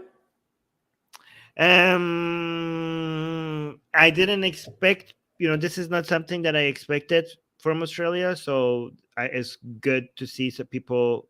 If I was, for example, if you had a news about like, oh, gay marriage legalized in Australia, I'm like, only now? Like, what happened? Like, that would be something that I would expect for us to be way past by now, right? But if this is something that we're like, yeah, people don't give a crap about atheists and secular people. So this is something that I could expect us not have progressed that far yet. So when I see that we're making that progress, I'm genuinely surprised and pleased and happy about it. Yeah. Oh, so it's only because you didn't know about this and expected it, because that you're not having a sardonic attitude. That's why. Yes. Yeah. I mean, because I see so much hatred and disinterest towards atheists and secular issues, I don't expect for us to be making that much progress. So when I see us making that progress, I'm like, yeah, that's right. Yeah. so like, I'm being positive. That's a good thing. No. But you're only being positive because you legit didn't know. Yeah. Well, I didn't expect. Not that I didn't know. I didn't expect this much progress. That's why. Yeah. Oh my God, we got super chats. Oh, we got a super chat. So funny. We got 2 super chats. Both of them are about you. So one is from Newman saying, "Thanks, Susie." Thank you, Newman. Thank you for being our volunteer and also our new mod. Guys, Armin just became a mod on this channel today. Newman, not Armin. Oh, my bad. Oh, yeah. So many mans. Thank you. Thank you. Yeah, thank you for that. We also need a co-host to come be in the background and highlight people's chats so I could actually pay attention to Susie. I saw that. So please, Young Atheist sent me a message about that. I know he's probably already going to say something in the live chat, but I've been like off of Instagram, so I need to reply to his message. Yes. We got another super chat. It's about you as well. So, wow! Thank you for the €10 super chat from. And it's the first super chat too. YouTube is telling me this is the first super chat on our channel. Yeah, I'm not sure how to pronounce your first name. I'm sorry, so I'm just going to say Mitra. Wait, no, Tamorna. I'm going to say Tamorna Mitra. It's so hard. I can't. Thank you, Susie. Armin, take my nod. The whole team is so brilliant. The whole community is so amazing. Thank you for letting every atheist know that they're not alone. Oh, I love this comment so much. Thank you.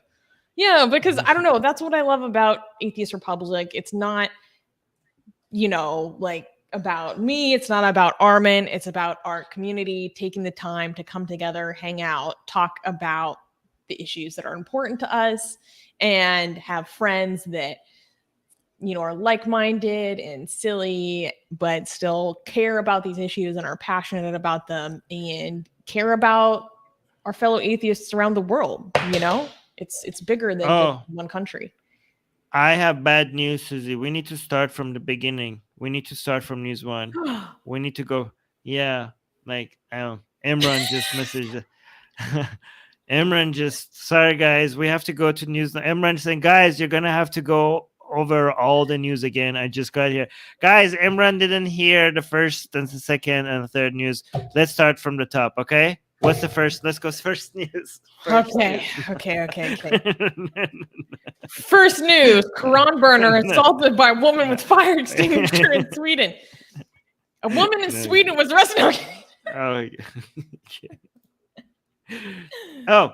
Also, thank you from the luminary that reminds everybody to like the stream. Guys, I've been asking you for your money, but this doesn't even cost any money. You could just like the stream. That helps us as well. Thank you so much. And thank you for reminding. Oh, and also you could remind other people to like the stream. That helps too. I noticed D does that all the time too. So thank you. All right. So can we clap for the next news? Yeah, because we're just going to dunk on the Taliban.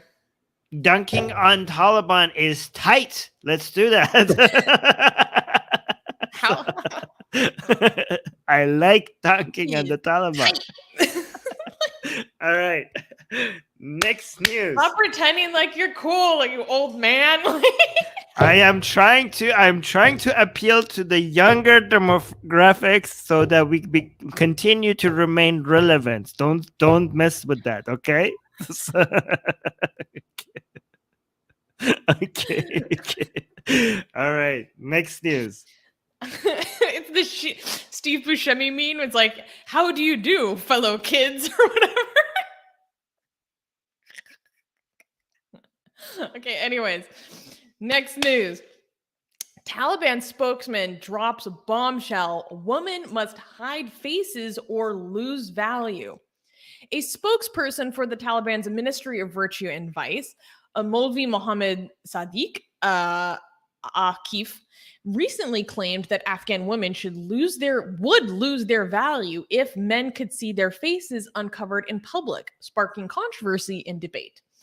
Akif argued that many religious scholars agreed with the necessity of women covering their faces outside homes to avoid fitna or falling into sin in Islam. Quote, Allah gives respect to females in hijab, and there is value in this, Akif stated. However, this assertion was challenged by Tim Winter, Sheikh Zayed lecturer in Islamic studies at the University of Cambridge, who argued that there is no scriptural mandate for face covering of women in Islam.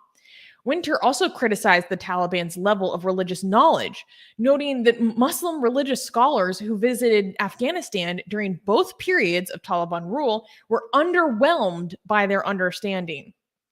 Despite this, Akif maintained that the Afghan people supported the Ministry of Virtue and Vice's measures and implementation of Sharia law, insisting that the Taliban added nothing to Islamic rulings issued 1400 years ago. Additionally, Akif did not provide clear answers on the lifting of bans on women in public life, but claimed that under the current regime, men could no longer stare at or harass women as they did under the previous government, according to him. Well, this is just Talibaning. I don't know what to say. Yeah. I want to read the full quote where he talks about the covering of the face and the losing of value, because it's pretty, oh my God. Okay, let us read the full quote. Okay, quote. It is very bad to see women without the hijab in some areas, meaning big cities, and our scholars also agree that women's faces should be hidden, Akif said. Quote, it is not that her face will be harmed or damaged. A woman has her own value, and that value decreases by men looking at her. Allah gives respect to females in hijab, and there is value in this. Okay, so how is it that a woman's value decreases by men looking at it, but a man's value doesn't decrease by women looking at it? Why? What's the rationale behind that? Because men aren't sexy. Yeah, exactly. So basically, that's the point that I'm trying to get at. When women's this is to say that women's value comes from them being sex objects. That's the whole point. When you say women's value decreases as more men look at her, that means women's values comes only from their ability to provide you with sex, and it's kind of like a product that the more you use it, including looking at it, the more, the less value it's going to have. It's kind of like a car. This is basically the objectification. It's funny because they say that Western or liberal values objectifies women, but they are literally saying this is a product that has a certain value, and the more you use it, the less value it will have, like a car, like an object. Literally like an object. Funny because like the analogies that Muslims use and even conservative figures in the West to talk about women's modesty, they use analogies that are directly comparing women to objects. Like it could, like literally. So what you hear a lot of these like red pill or conservative guys and Andrew Tate and some manosphere people talking about is, one example they give is a car. It's like you want a new car. You don't want a car with a lot of mileage on it that's worn down, that has baggage and all this stuff. So I'm like, you're directly comparing a potential partner to a product that you buy. directly. They couldn't be more obvious about it, right? Because it's really funny. A lot of times when people talk about, or I guess like more left-leaning or progressive types, when they talk about objectification of women and all this stuff, maybe in a sexual context or in the context of maybe adult work, like being a stripper or something, they talk about the objectification of women, or maybe just a way in which a woman is viewed or talked about, say if she posts like a sexy pic on Instagram and how people treat her or something. A lot of times I don't fully understand what they're talking about, right? But when it comes to situations like this, I'm like, oh, this is the like dead ass 100% objectification. It couldn't be more explicit. That's literally what it is. So I think it's kind of important to, I don't know, bring people back down to discuss some of the worst and most direct examples of it, right? Because of, I guess, in popular culture in the West, some people are so exhausted by feminists like constantly finger pointing over, you know, what they see as objectification to the point that it loses its value. It's stuff like this that reminds us of what that truly means. Am I making sense? Yes, yeah, very much so. Okay. D is saying, D has some comments highlighted for us.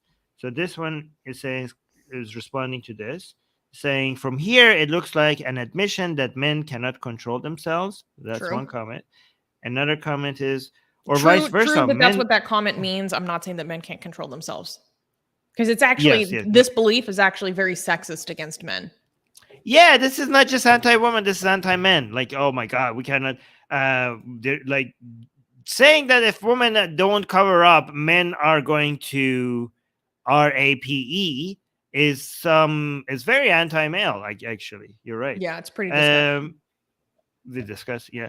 And this person is saying, or vice versa, men lose their value when they see a pretty woman to make an ass of themselves. Okay. That's funny. I like that. No, okay. And here's another comment saying, I suspect that it isn't the women that are the problem here, just a hunch. Well, okay, let's not.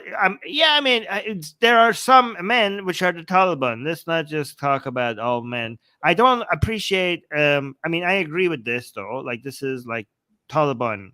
It's the Taliban, not all men. Not all men. My fellow men. I'm here to protect this. My kings, I'm here to protect your honor. You know, what that person is getting at, though, is that the behavior that they're trying to prohibit is actually behavior that men are responsible for, right? Right. But the burden of preventing that behavior is thrust upon women in a very inhuman and high control way. That's what that comment is getting at. Right. So this comment, step aside, kings. Let me protect you. This comment saying, Islam recognizes right of both men and women what to the freedom equality without acknowledging the superiority of color, geographical boundaries, religious beliefs, social norms, and ritual practices, and also being harmless to other individuals of the society. This sounds like a joke. This person is trying to be like, this is universalizing, and this is all about love, and men and women do have equality under Islam. It's like, okay. Yeah, okay. Well, Islam, even if that's true, what about equality between Muslims and non-Muslims? Because let me tell you, that is not true. It's not going to be a pretty picture. Yeah. I mean, dear Sir or Meda or Iram, read the Quran, because you're absolutely wrong about that. So here's another comment saying, why do we concern ourselves with this unless those beliefs are being demonstrated in Canada? Oh, so this is a person. Droopy doesn't seem to care about his fellow human beings, which is, I mean, he's a dog. That would make sense. Also, so Let me share something with you. So, talking about comparing women to objects, this is not a Taliban thing. This is an Islam thing. This is not just a uniquely Taliban thing. Okay, so here's a verse from the Quran, Surah Baqarah, chapter ayah 223. So, chapter 2, verses 223 says, the Quran says, "Your wives are your fields." This literally starts, this ayah starts, this a Quranic verse starts with objectification of women, right? So, and it continues, so go into them, go into your fields, whichever way you like, and send something good ahead for yourselves. So yeah, be mindful of God. Remember that you will meet him. Prophet, prophet, give good news to the believers. So basically, this is about the good news to the believers that you could, given that your wives are like your fields, you could go into your fields in from any direction that you like. A lot of commentary on this verse says that this is about anal, or like going Wait. in from behind. Right. Wait. Yes. I needed to start over. What? Right. No, this is a verse about like, well, either, so there's a lot of debate regarding this verse. Some people are That hit saying me that, like a slap across the face. What does this have to do with anal? well, it's saying, so the question was like, can we go in, like people were wondering if all forms of sex are allowed, and the Quranic verse is like, yes, these women are your fields. Like, you could go into your field from whatever direction that you like, so you could go into your wives from whatever direction that you like. That's the point of this verse. But actually there's disagreements over this. Some people are saying like, no, it's not necessarily anal. It means sex from behind, but from behind, not into the butthole, from behind into the vagina. Okay, so people are saying, is this about sex from both directions but vaginal sex? Or some people are saying like, no, this is about anal versus like, so. But anyways, the Quran is saying go into them from wherever you like. No, this is genuine commentary on this verse. Like, I'm not joking. This is in the tafsir? Yeah. Talking about Yes. anal? Are you serious? Yeah. Well, there's a disagreement if it's anal or just sex from behind that is not anal. But I would argue that the Quran is saying from any direction. So I don't know how it could not be anal. Oh, so some people are saying this cannot be anal because it's comparing women to fields, and you throw your seeds on the field for it to bear, products like babies. Like, obviously it's both vaginal sex, whether from if it's from in front or behind, because if it's anal, then it cannot be compared to a field, because you throw your seeds in a field in a way for it to come, something comes out of it. Yeah. Right. So anal doesn't get a woman pregnant. So that's, some people are saying like, no, this does not allow anal. Yeah, exactly. Counter argument. Yeah, anal doesn't get you pregnant. Yeah, Oh my actually, God. that's exactly what I said. Yeah, exactly.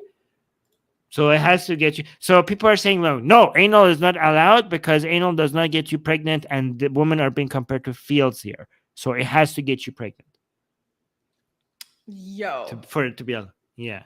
Yo. Yes. But anyways, there's something about. Guys saying Islamic Kama Sutra is insane.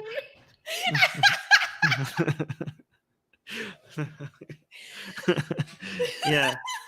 So I do have to remind you that there's something that we all know about fields. Do you know what that is, Susie? Oh my God. Go ahead. What do you not require to go into your field? Consent from your wife. Consent from your field. Okay. So when you own a field and you go into your field, you never ask your field like, is it okay, can I go inside you? And you don't ask your field, is it okay if I come from this direction or that direction? It's your field. You do not require consent from a field. So that is the problem with objectifying women in Quran like that, because basically the lack of need for consent, right? You just go into them wherever, whenever, wherever you like, in whatever way you like. You plow from the back. You plow, exactly. You plow. Yeah, exactly. Okay. Yeah, right. That was. Oh my god. That was that. Yeah. Oh my god. Oh my god. Right. Oh, we have a lot of comments that we highlighted, and we have super chats. You choose which one of the ones that we start to read. So it's up to you. So you. We got a lot of super chats. Okay, well, Zaid is saying that about that verse you were just reading. He said the story is that a woman from Medina refused sex from behind because they believe that sex from behind makes you give birth to a, I will say, developmentally delayed baby. But no, you can say that on YouTube. But yeah, okay, go on. Okay. But Quraysh men who married Medina women wanted doggy style. See, I told you, this is about doggy. This is a verse about doggy style. We have a Quranic verse about doing the doggy. That's the Quranic. This is the direct word of Allah telling people if doggy is allowed, and saying yes. The more you know, yeah. This is what? Islam. I love this show because I never know what I'm gonna learn. Guys, please make sure to like the stream if you also learned something today, because that really took it out of me. Wait.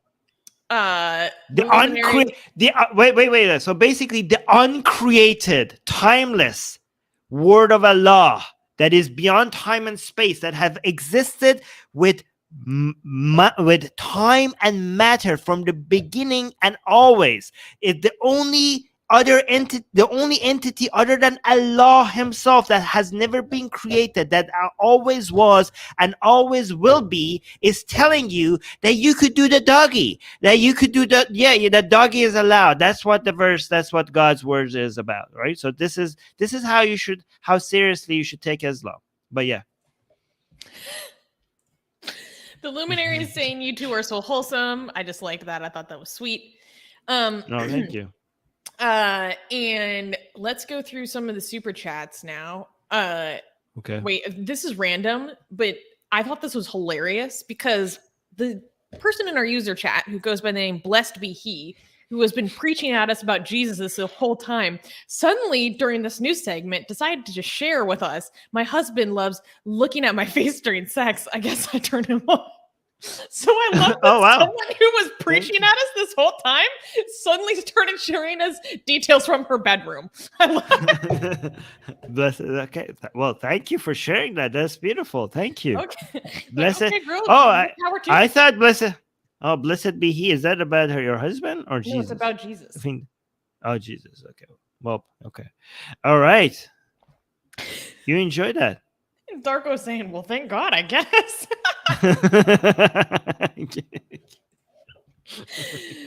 Okay. Wow. So let's go through some of these super chats. Newman is saying, Armin, act your age, boomer. No, I refuse. Make me. Oh, thank you, though. Okay. Whoa, don't threaten me with a good time. Okay, and Reincarnation Entertainment gave us a super chat saying, see Armin disapprove with certainty in this video, quote, the ultimate proof that God is not real, on his Secular Jihadists YouTube channel. So Reincarnation Entertainment used a super chat to promote your other work, Armin. That's so nice. Thank you. Yeah, go guys, search for that video and it will show up. Yeah, we have proven super chat that there's no God. Today's live stream titled Sex Ed from an Islamic POV. That should be the title. Right. I should go back and change it. And Trells, thank you for the super chat, Trells, saying it cannot be doggy because dogs are haram in Islam. Yeah, what we should change the name. I don't know if there's a more halal name for the position. Field 6. Yeah. I don't know. And we have 2 super chats from Sid Dave that are a little. Ooh. Whoa! Wait, we got a super chat from Newmont that just said, "I will make you listen to Daddy." Hey yo. Oh, okay. Thank you. Hey yo. Oh wow. Pause. Sid Dave, thank you for the $5 super chat. Saying, should the West allow immigration from nations that are not democracies and criminalize LGBT? Is that a good filter to make sure you get good immigrants? I don't think it should be based on nation. It should be based on individuals, right? Because nations that are not democracies, so nations that are not democracies and criminalize LGBT have a lot of people who are not anti-LGBT. In fact, you want to accept immigration from them a lot because they're criminalizing LGBT, and there's a lot of LGBT people that live there. So maybe actually you do want to accept immigration from them because they need to get the hell out of there. So I think this filter should be based on individual values rather than that entire country's specific values. I mean, and think about it this way: like, how many people that, like, just even within our own community are from countries with a lot of really terrible anti-human legislation, and they want to leave their country specifically because they value liberal ideals. Yes, they should have the opportunity to do so. And it's actually how many people from these countries leave because they hate these kinds of laws, because they want something different. They want a better life for themselves. I mean, I have so many friends that personally literally made that decision. Well, I mean, I wouldn't be able to become a Canadian if Sid was in charge. Right? So, Sid, what are you trying to tell me? Are you not? Are you trying to get rid of me? Is that what you're trying to do? Because I come from a country that criminalizes LGBT, and now I'm Canadian. So I'm glad that you were not the decision maker in Canada. And look at the work that you were able to do because you left, and you have free expression that is protected. Look at what you've been able to do, and what the people you've been able to influence from that still live in your home country. You know, like, it's a very simplistic way of looking at an issue. And I'm not saying that it's not an issue. It is complicated. Right. But we shouldn't be so prescriptive. Sid Dave also gave another super chat saying, who is worse? Adolf, I will call him, or Adolf H. Yeah, Adolf H. Or Genghis Khan. Genghis Khan is credited for a lot of positive things. Do you think with the passage of time that may happen to Adolf H? Well, what positive things? What the hell are you talking about? Okay, so depends. If you want to compare these two, I will just give a short answer. It depends on how you measure. If you're just doing body count, then Genghis Khan is worse. But if you are talking about spreading a harmful ideology that is still harming people after someone's immediate effect, then Adolf H's work. Because Genghis Khan did not leave an ideology that was continued to harm people after his death. He just came in like a giant tornado and just killed. He killed a lot more people. But again, after he was gone, there was no ideology left behind that was spreading hate. The other person left an ideology behind that continued to spread hate around the world. So depends how you measure it. And then we have a last super chat. Asian American is commenting on that super chat saying the Yahtzees gave us V2 rockets that took us to the moon. I guess as an example. Well, no. Okay, so that's not how it works. Okay. So, what you have to, if you are claiming that they gave us that, you have to demonstrate that if history went a different route, we would have not gotten that. You know what I mean? So you cannot demonstrate that. I would argue that we would have still accomplished all of these things without them, and maybe even sooner because of all the we will be more productive without war. Okay, so the things that we get through war, you cannot show us that only we would have gotten them only through war. I would say that with less destruction, we would get technology even faster. Right. So there's that. Okay, last super chat. Thank you so much from Silva. Silva Kumar gave a super chat saying, Armin, since anything is allowed according to this verse, is pegging haram? Pegging? Well, wait, is pegging like a strap on? For it's when men get the strap. Yeah. Of course, because it's telling you could enter into your woman whichever you want. It doesn't work the other way around. Like, of course it's haram. What are you even asking me, you dirty, filthy person? Let's take that haram crap out of here. Like, no, yeah, you can't do that. Obviously not. No, that is not. Yeah, this is telling men that they could enter their woman from whatever way they want. Right. Oh, we got another super. But thank you for the question. Thank you for Sheikh Armin or Ayatollah Armin, whether you're a Mufti Armin or Ayatollah. If you are from a Sunni background, then I am your Mufti Armin. If you come from a Shia background, then I'm Ayatollah Armin, and I'm here to answer all your Islamic questions. Okay. Armin is my Marja. Oh, is your Marja? All right. Very, very deep cut Shia drama. Yeah. Right. So, Gagin American with the last super chat. Thank you so much for guys. Thank you so much for all these super chats today. We oh my god, we just got another one as well. Gagin American saying American school system promoted Khan trade and connections. Do you understand what this is? I guess he's saying that in America, the school system promotes the idea that a positive thing that Genghis Khan did was promote trade and the different routes, like building those out. Honestly, I don't remember like pretty much anything about him in school. Again, we have their history is not like a lab test that we could do A/B analysis. Like there is, if there was him not around, we will still have these things happening. I would say because of all the less destruction and all the wealth, destruction of all the wealth, we would have these things happening sooner. Just because people who destroyed a lot of things also built some things, that doesn't mean those things would not have been built if they were not around. In fact, I would say there would be more of these things without all of that destruction and loss of wealth, right? So that's my opinion. Okay, last super chat. When controlled vibrators technically Gagin, you are insane. What is that? Okay. Okay, let me finish the sentence.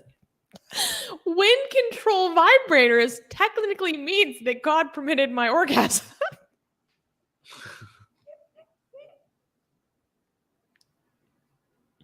Well, is that a thing? Wind controlled vibrators? No, because that would Okay. Okay. I mean, I'm sure someone could make one. Somebody should make. Should I unstar all the other ones because we need to move on, right? Yeah, that's fine. Well, okay. Christina is saying that Susanna is itchy and it got really intense during that chat. Okay.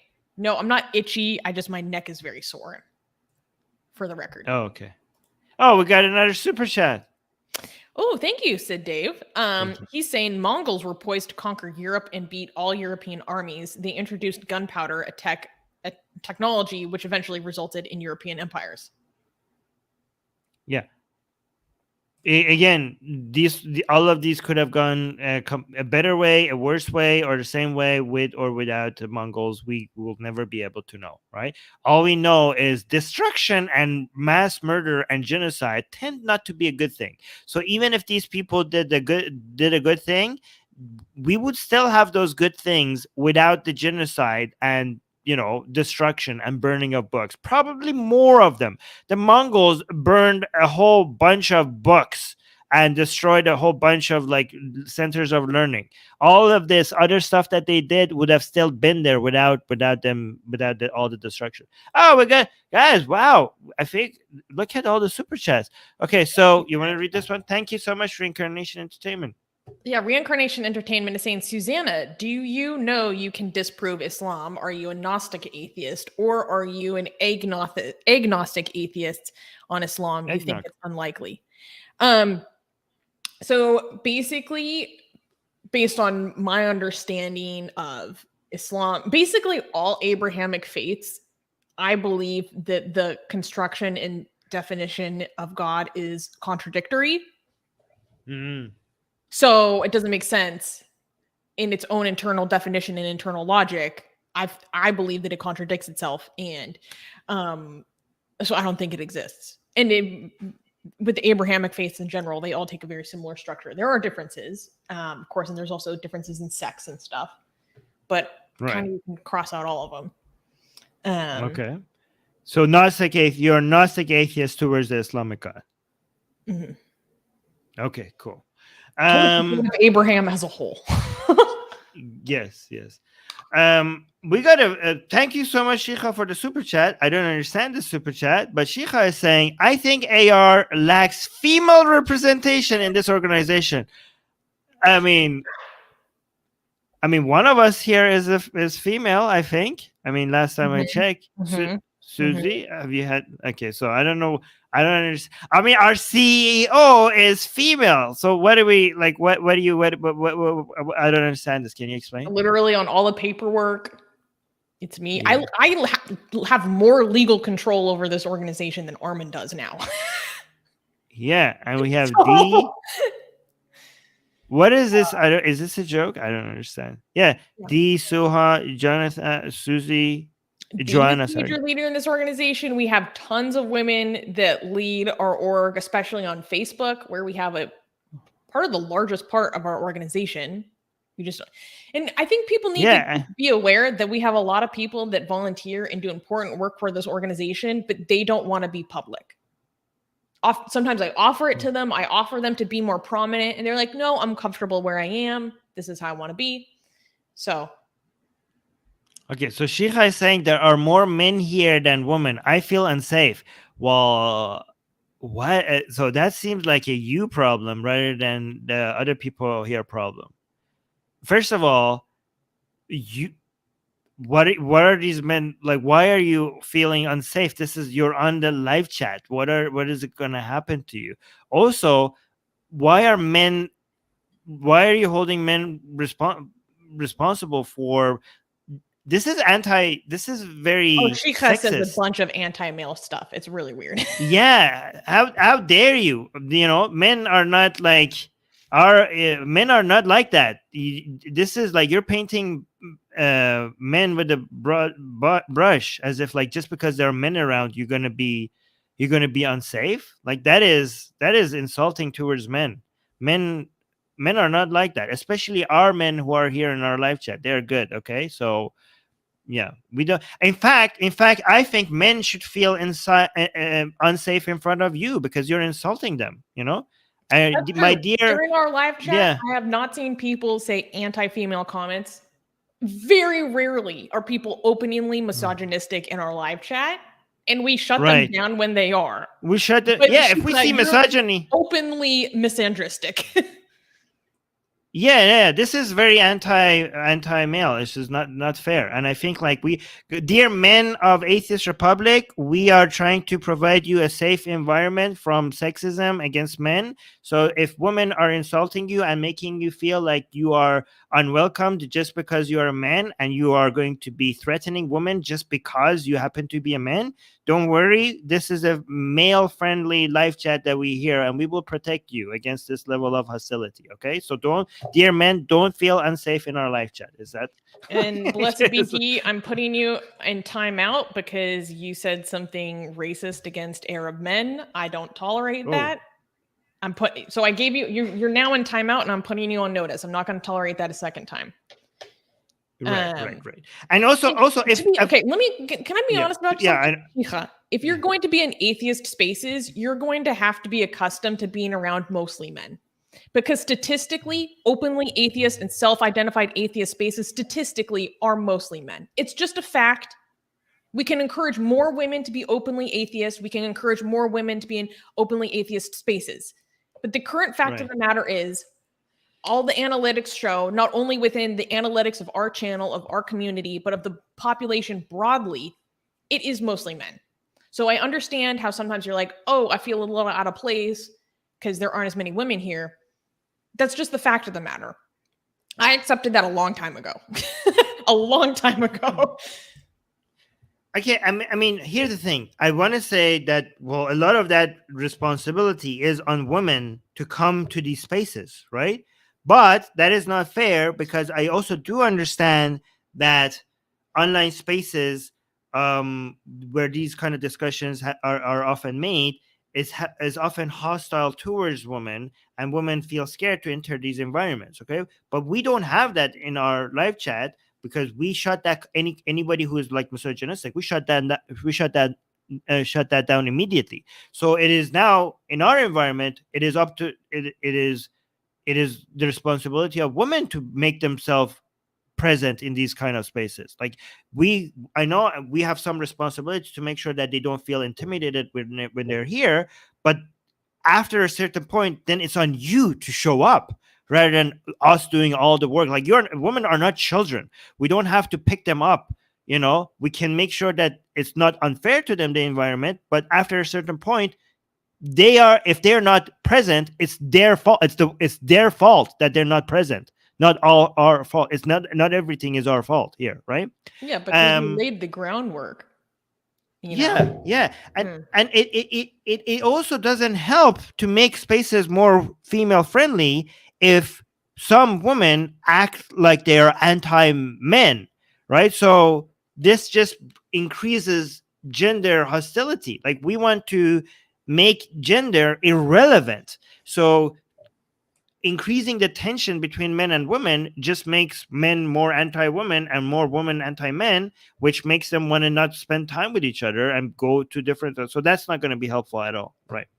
Anyways, we spent too much time talking about this. Yeah. No, I think it's important to talk about. Yeah. Yeah. So yeah, Shikha is saying, I'm not anti-man. Yeah, that's good. Just know that talking about men that way might come across as being anti-man, even if you're not trying to intentionally be anti-man. Like, acting like, oh, being around men, even online, like on a live chat, that we shut down misogyny, that you still feel unsafe in that environment. A lot of people might think that, like, you think men are inherently evil or inherently intimidating, which is kind of unfair, so in my opinion, right? Anyways, she apologized. Thank you, Shika. No, I mean, I was exaggerating. I don't think, like, I mean, if somebody's feelings is hurt over that, like, that's also kind of pathetic. But yeah, I was just making a joke just to show that doesn't make any sense. But thank you. I appreciate you being self-critical. That's very nice. Well, we made our position clear, and that's what we can do. Oh, okay. So yeah, okay. So, like, let's also be fair to Shikha. Shikha said, I'm only 18 years old. Try to understand that. Okay, Shikha, I have to apologize if I came across as too hostile towards your position. You are more ahead than me. Okay, if you are a person who's listening and is, like, reconsidering your position based on what you're hearing at 18, that is pretty impressive. Okay, so given, if I came out as too hostile against your position, I hope I didn't upset you. Okay, so but I think this was a productive back and forth. I've also have to learn not to be this hostile when I see somebody have a take that I don't like. Okay, I should okay, I wasn't okay. I'm okay. If Shikha, if I did come across as too angry or hostile, I hope I apologize. Well, we got another.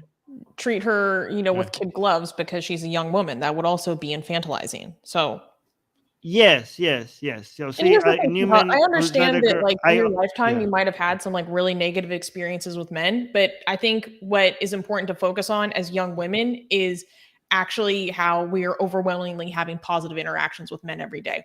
Because what I genuinely Right. think about is the fact that my safety is only guaranteed by the good behavior of the men around me. Because I'm so small, right? Like I'm like Right. on my own accord, I'm defenseless. So I am Right. protected every day by the good behavior of the men around me. That's a really positive interaction. I'm Yeah, and I completely understand why, even if men around you are not hostile, it's kind of it's very intimidating to know that if you are, they could physically power you at any moment. But I mean, not in a live chat, but in the offline world. Just I can't imagine how scary that would be if I know that half of the people that I meet outside of my house could just basically physically force them, you know, manhandle me at any time they want. Like that is scary. I accept that. That sounds pretty scary. So I understand that. Okay, so oh, we got another super chat, and thank you so much. Tamokna Mitra is saying, I'm sorry, Shikha, you feel like this. Do not worry. I am pretty sure this space is full of male feminists. Right. I mean, yeah. Okay. So sure. Yeah. Thank you, Look at how Tamokna. supportive people are. Yeah. This Yeah. is a dumb comment saying you timed me out for being against Wahhabi fundamentalism. Wow. You said Mm, you don't trust Arab men. You're equating Arab men with Wahhabi fundamentalism. I don't tolerate yeah. that. That's racist. Yeah. You're racist, blessed be he. And this This is not, live and chat right now is filled with Arab men. Like, yeah, yeah. We have, yeah. That's the fact that actually confirms the more that you're a racist, because you're equating being Arab with Wahhabis. So there we go. yeah. All Um, right. Can we and I clap put for the someone next? else in timeout for saying some racist stuff against Indians. So you are also Yeah. on notice. Oh yeah, Putting and them also, on notice. yeah, and for Move the on. sake of people, like Shira to feel welcome here, we will also shut down misogyny like that, right? So if anybody here is has any behavior that seems like they're anti, the misogynistic, we will take care of that as well. So don't worry if you see a lot of men here, that doesn't mean that there's a lot of misogyny here, because we shut that down. All right, can we clap for the next news? Oh no, this is like the worst news of this week. I'm not even gonna Oh lie. no. Okay, next news. Okay, next news. Indian Muslim couple beaten to death over son's romantic relationship. In a shocking incident in Uttar Pradesh, India, a Muslim couple was brutally beaten to death with iron rods and sticks by their neighbors due to their son Shaukat's romantic relationship with their neighbor's daughter, who is from the Hindu faith. According to Sitapur Superintendent of Police Chakresh Mishra, the violent altercation stemmed from the long-standing tension between the two families. In 2020, Shaukat eloped with the neighbor's daughter, who was then a minor, leading to his imprisonment for almost 3 years. He was arrested on August 16th, and although the young woman had since been married off to another man, she eloped once again to be with Shaukat, further enraging her family. Quote, the girl eloped from her husband's house and got married to Shaukat. Another FIR, which is a formal police complaint, was filed against him in April 2023.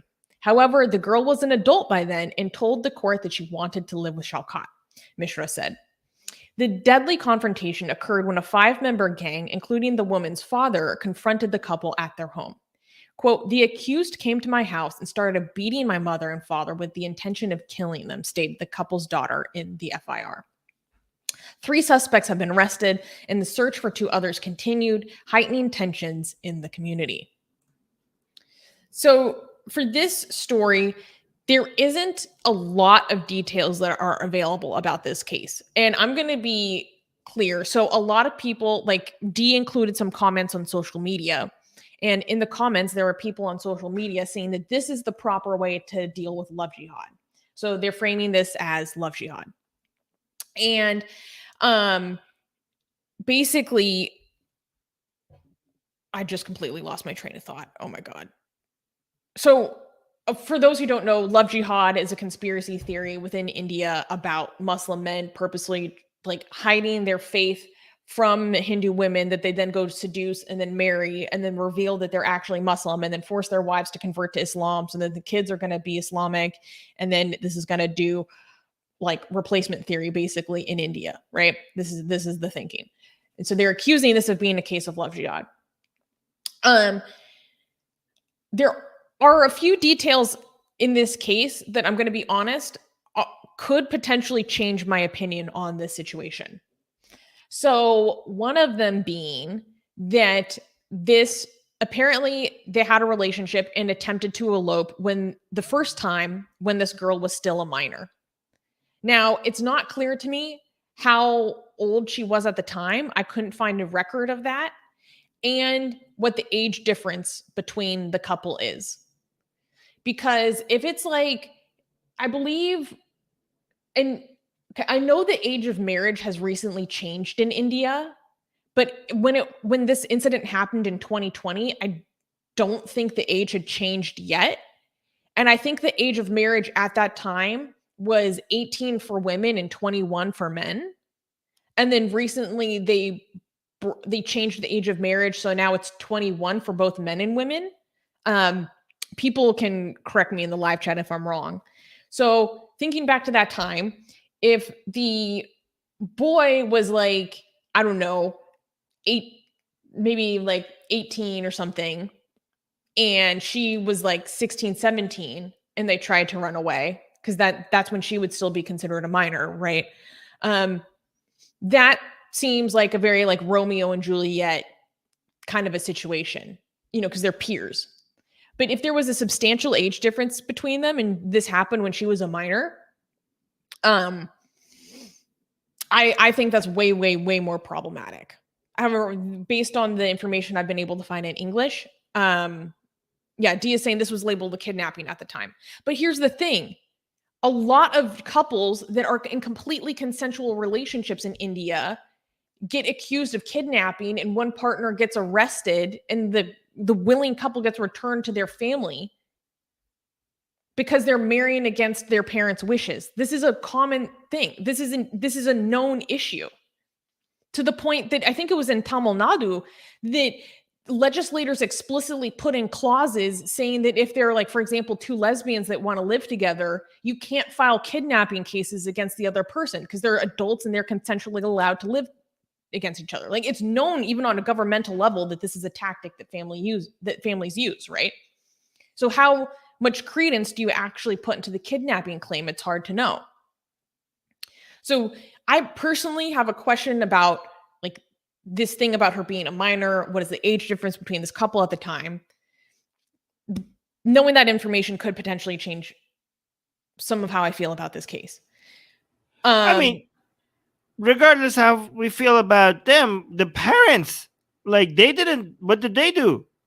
Well, exactly. That's exactly what I was about to say. The issue would still be with that person's behavior. It shouldn't be taken out on the entire family. I think that's completely secondary to the main thing that is happening here.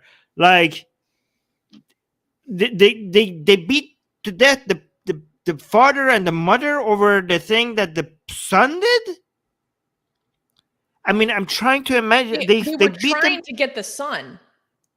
And I think they tried based on, because he gave a report. He had a statement that I read that said basically that he ran away when his parents were knocked unconscious. So he was there when it happened. Okay.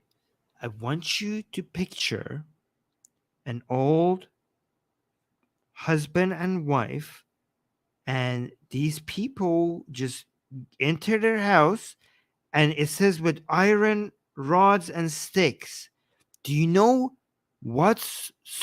how hard of a death that is? Like, imagine their son, like, these are the last moments of their lives, and there's a mob of people over their head and just beating the crap out of them with iron rods. Do you understand how painful of a death that is, people? This is, and over something that they didn't do. This is over something that their son has done. This is nightmare. This is the stuff of nightmares. Imagine watching and not knowing what's going to happen to your son, and these are your last moments, and you're feeling extreme amount of pain and a very slow death over something that you didn't do. This is, I don't know, man. I don't know what to do. Yeah, So it's 50-year-old Muslim. It's because Exactly. they're Muslim. Okay, God but damn here's it. the thing. I don't even, if we're being completely honest, this is not 100, this is not exclusive to a Hindu versus Muslim thing. This Mm. kind of behavior happens with couples that are gay. This happens with couples that have different castes. These kinds of Yeah, well, I mean, disagreements, this kind of beating, it's a form of yeah, honor but violence that happens within many different strata within society. It's okay, not but that exclusively Hindu versus Muslim. yeah, but saying it's because they're Muslim, that doesn't mean it's exclusive to Muslims, right?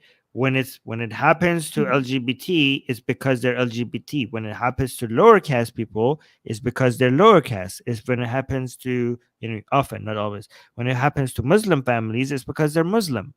Okay, saying that, oh, these people were beaten to death because they're lower caste is not a claim that this exclusively happens to lower caste, obviously. So that's not what I'm saying. I'm just Yeah. saying this happened to them because they were Muslim.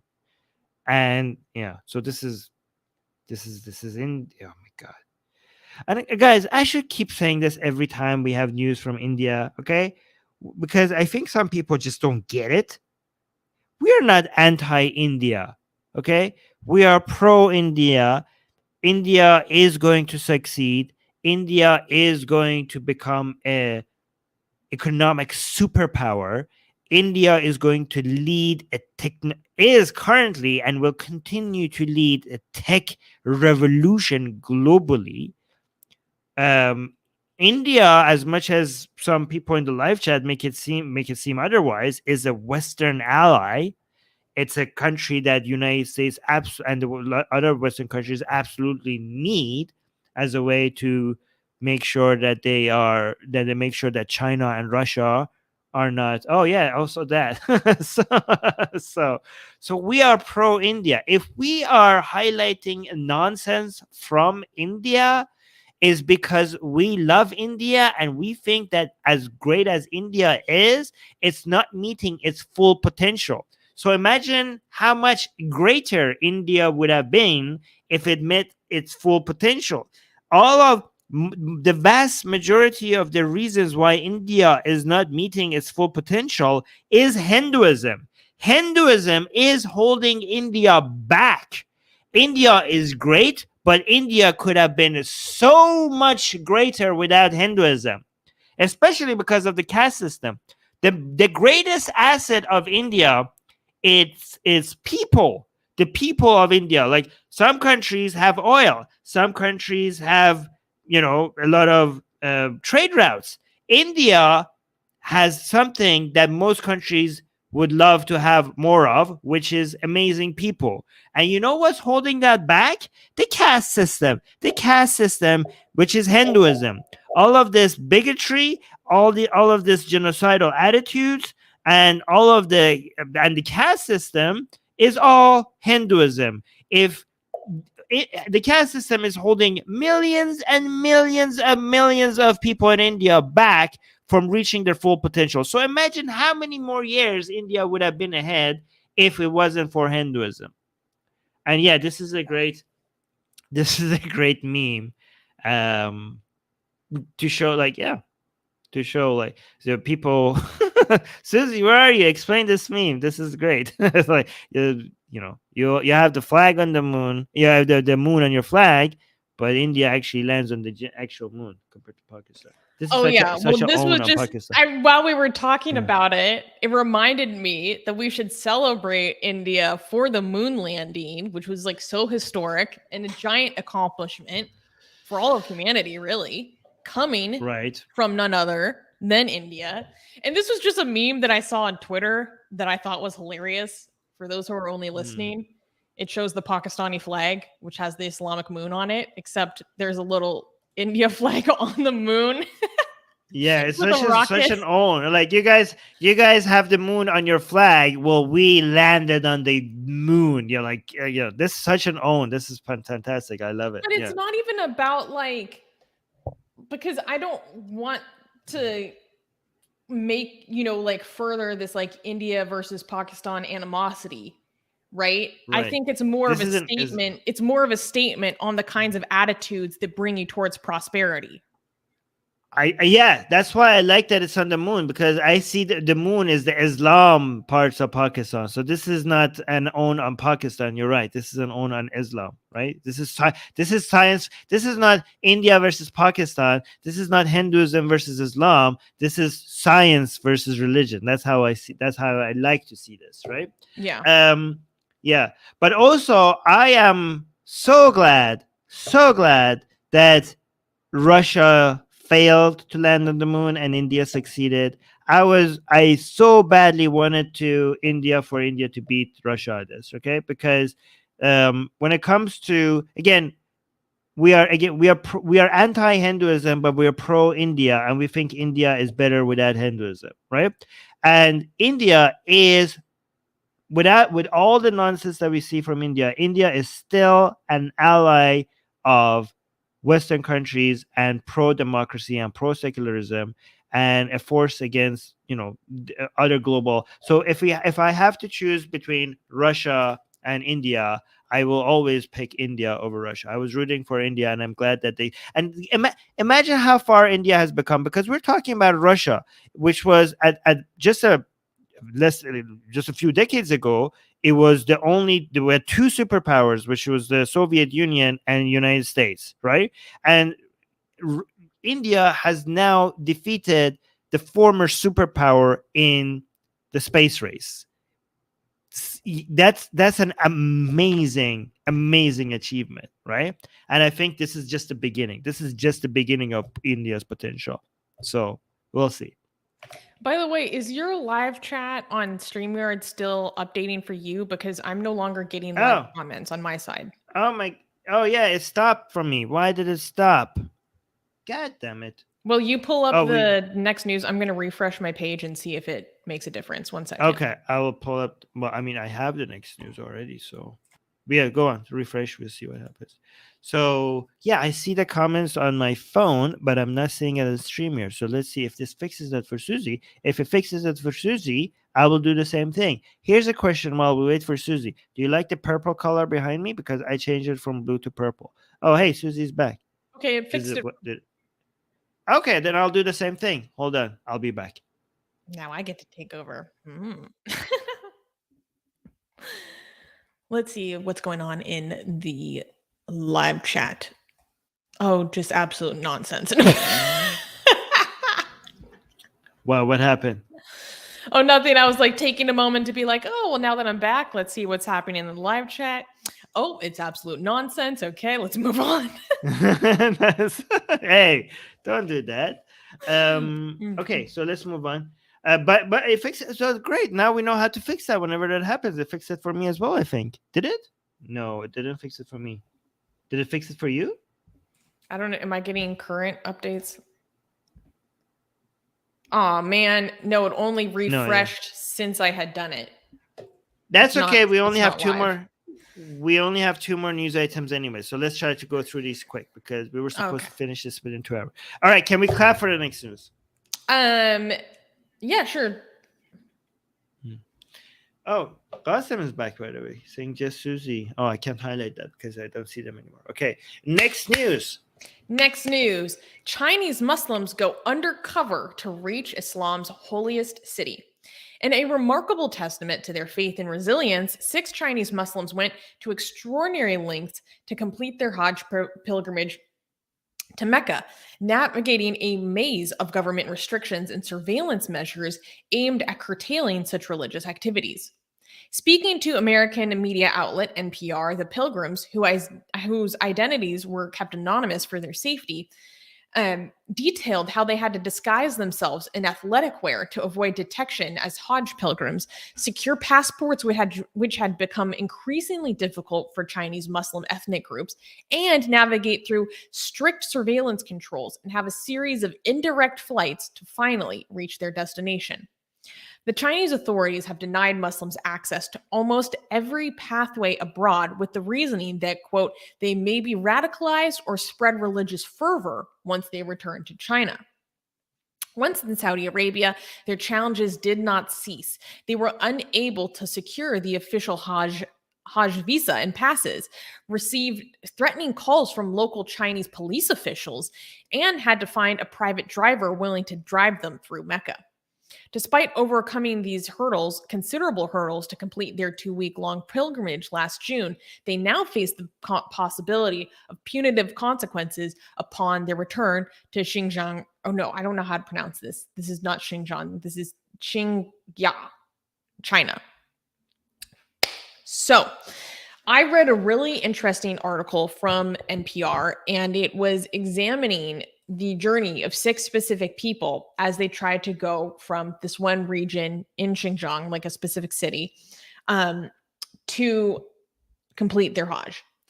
And the amount of hurdles that you have to go through is considerable. And basically, these people were only able to attempt this because they had already received their passports 3 years before.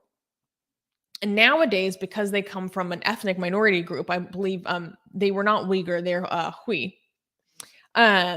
They were actually able to leave the country. But for many others, it's extremely, extremely difficult. In fact, one of the things that they had to do is when they were in the airport, they literally didn't even talk to each other out loud because the police in the airport would be able to detect their accents and would then pull them aside to interrogate them about whether they're going to the Hajj, because it's so forbidden. And I wanted to cover this because it's actually been a long time since we've talked about what's going on in China. This is different than the, ongoing Uyghur genocide, but it's related to it, right? And the very strict what's the word I'm looking for? Measures, insane measures that have been taken against people in their practice. And I thought it was important to highlight that again, since we haven't touched on it in a long time. This is how you make Islam look good, by oppressing Muslims, right? Because look at this is such great fuel for heroic stories. You know what I mean? Like, look at the way you have to. By the way, look at this cover image. This looks amazing. The different ways that they had to go through to to get to the Kaaba, and their eyes watching them. They have to try to. This could be turned into a movie. Like, you're trying to. This would be a movie that I would watch. Like, the Chinese government is trying to stop you. All the different. It's like spies, but not trying to do a heist or like steal money or like information, but just go to the Hajj, right? All of the, I don't know why Muslims who are trying to promote Islam wouldn't turn this into a movie, because it has all the elements of trying to show to other Muslims how valuable Hajj is. Like, how grateful do you have to be able to freely go to Hajj, right? For example, Christians have been doing the same thing. The Bibles, people spend Bibles to China, and there are some Christians in China that didn't have access to the Bible, and they opened all the packages and they got the Bible, and a lot of them were so happy to get their Bible. They were crying. A lot of Christians play that video in churches, and they're like, look how grateful, look, these are, look how amazing Christianity is, look how amazing the Bible is, look how ungrateful we are to be able to have access to the Bible. Only these people, all these Christians, understand the value of Bible because they don't have access to it, and we should be more like them. And people are like, get so emotional about how amazing Christianity is, because they see these videos of Christians in China who don't have access to the Bible, and now you smuggled in Bibles in there. That video was like such a amazing promotion of Christianity. And this is that, but times 100, right? This is like when you ban Islam, this is the greatest advertisement of Islam, because it shows to other Muslims how much they should value their access to Islam.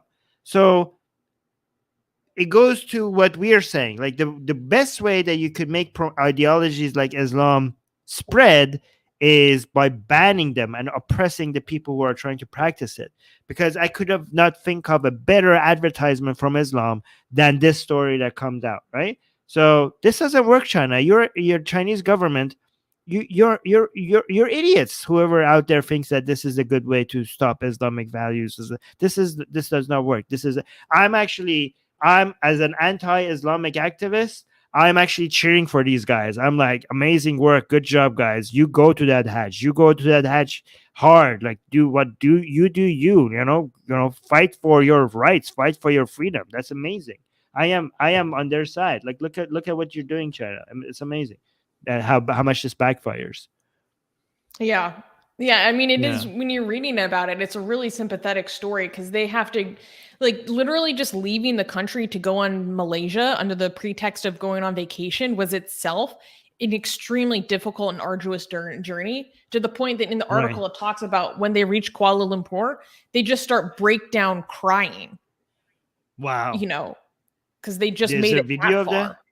No, Is that of course not. This is all like very, very hidden. Because they this don't want should be people in danger. if you are like an Islamic institution and don't turn this into a movie, I don't know what you're doing. This is amazing movie material here, and like it makes Muslims all around the world cry, like for seeing how much people eager are to go to Hajj, right? And it shows how big of a failure Chinese methodology is, right? Yeah. Oh, let me just read by the way, we got a super chat because I can't highlight it on StreamYard. I'm going to read it before we lose it right away because I see it on my phone, right? So Thorium13 is saying, love you too. Great show as usual. Thank you so much. Thank you for supporting Thorium. our work. Thank you so much. Appreciate it. Oh, that's my alarm for making. So here, let me stop that because I know. All right. So let's just read some comments from here and then just quickly go. Mirroring repressive tactics that were previously directed at Uyghur Muslims, now targeting Hu Muslims, is absolutely shameful. Is China paranoia screaming that a simple act of visiting pilgrimage sites could result in radicalization? And yes, this is where your lie fails flat among Muslims because they know the annual quota for pilgrims from each country is set by Saudi Arabia. There's no Hajj visas if there's no more quota, but white libs might just lick up the whole lot. What? Because they like your smell. Okay, I think this is a pro-China government person that is questioning this story, but just because Saudi Arabia has quotas, that doesn't mean the Chinese government doesn't have their own filters on their side. So this is nonsense, right? Okay, so so here's another pro-China person saying, you mean you kept in touch with CIA and make up stories to defame China? Okay, so people are just questioning pro-Chinese government people are just questioning the story because they do not like the story. Okay. So guys, we're getting some funny comments in the live chat. All right, can we clap for the last news? This is the last. Oh my gosh, right? We just got a live chat that showed up on StreamYard from Twitch. Guys, go follow us on Twitch because apparently when StreamYard goes down on other platforms, it stays active on Twitch. Uyghur. Okay, Uyghur in Europe. Okay, yes. So we're getting only Twitch comments now. I can see YouTube comments on my phone though, so keep the YouTube comments coming as well. I have another backup way to see the YouTube comments, right? All right, last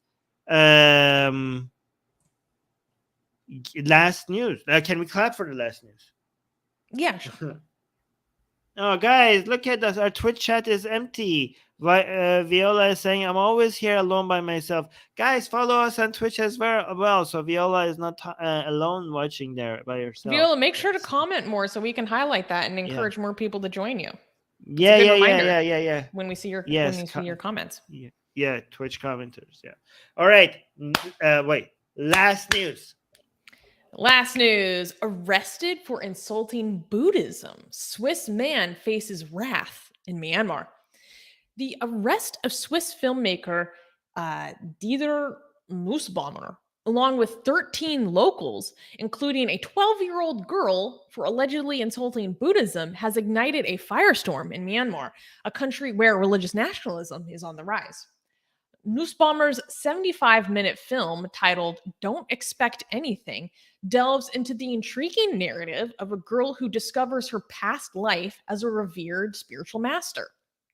However, the film was met with outrage from Buddhist nationalists who accused it of degrading monks' quote unquote dignity and morals. In this incident, reported by state owned newspaper Myanmar Alin, underscores the tension between artistic expression and the religious sensibilities in a nation where 90% of the population identifies as Buddhist. Amidst the background of a military junta, which has ruled since overthrowing the democratically elected government in 2021, Nussbaumer's arrest raises serious questions about the limits of freedom in a country grappling with its identity. So, this was really interesting because, one, we don't often cover Myanmar. Two, it is not often we hear about blasphemy against Buddhism and backlash against the blasphemy of Buddhism. So that was fascinating. I wanted to touch on that. And so this film titled Don't Expect Anything is actually, you can watch the whole thing in full on YouTube, and there are English subtitles. So I actually went and watched a little bit of the film. Oh yeah, we even included it in our article. And so I watched some of this film. I wasn't able to watch the whole thing. And there's one scene that I watched where the girl goes with her mother to go offer meals and rice to a monk. And while she's, if you want to see the scene, Armin, it's actually like very close to the beginning. And she's there to offer like rice and food to the monk, as is tradition. And when she's there and her mother is trying to be very respectful to this monk, the girl is like mouthing off at him, basically calling him out for how he's not actually very spiritually wise, how the rituals of observing him being venerable is actually very foolish.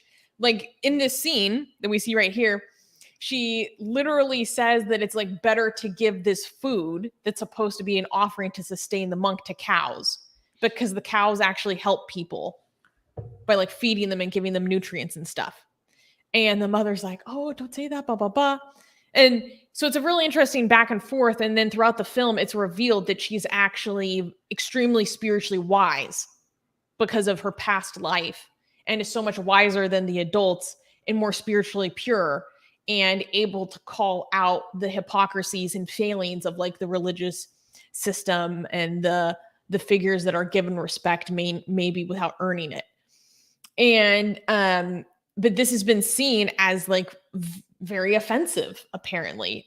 But the whole point is not to insult Buddhism, but to talk about like issues within the monk brotherhood, so to speak, or people's ideas about what is spiritual and wise, but are failings to actually implement it or see what's actually important as we pursue enlightenment. You know what I mean? So it actually seems like a really interesting idea behind a film.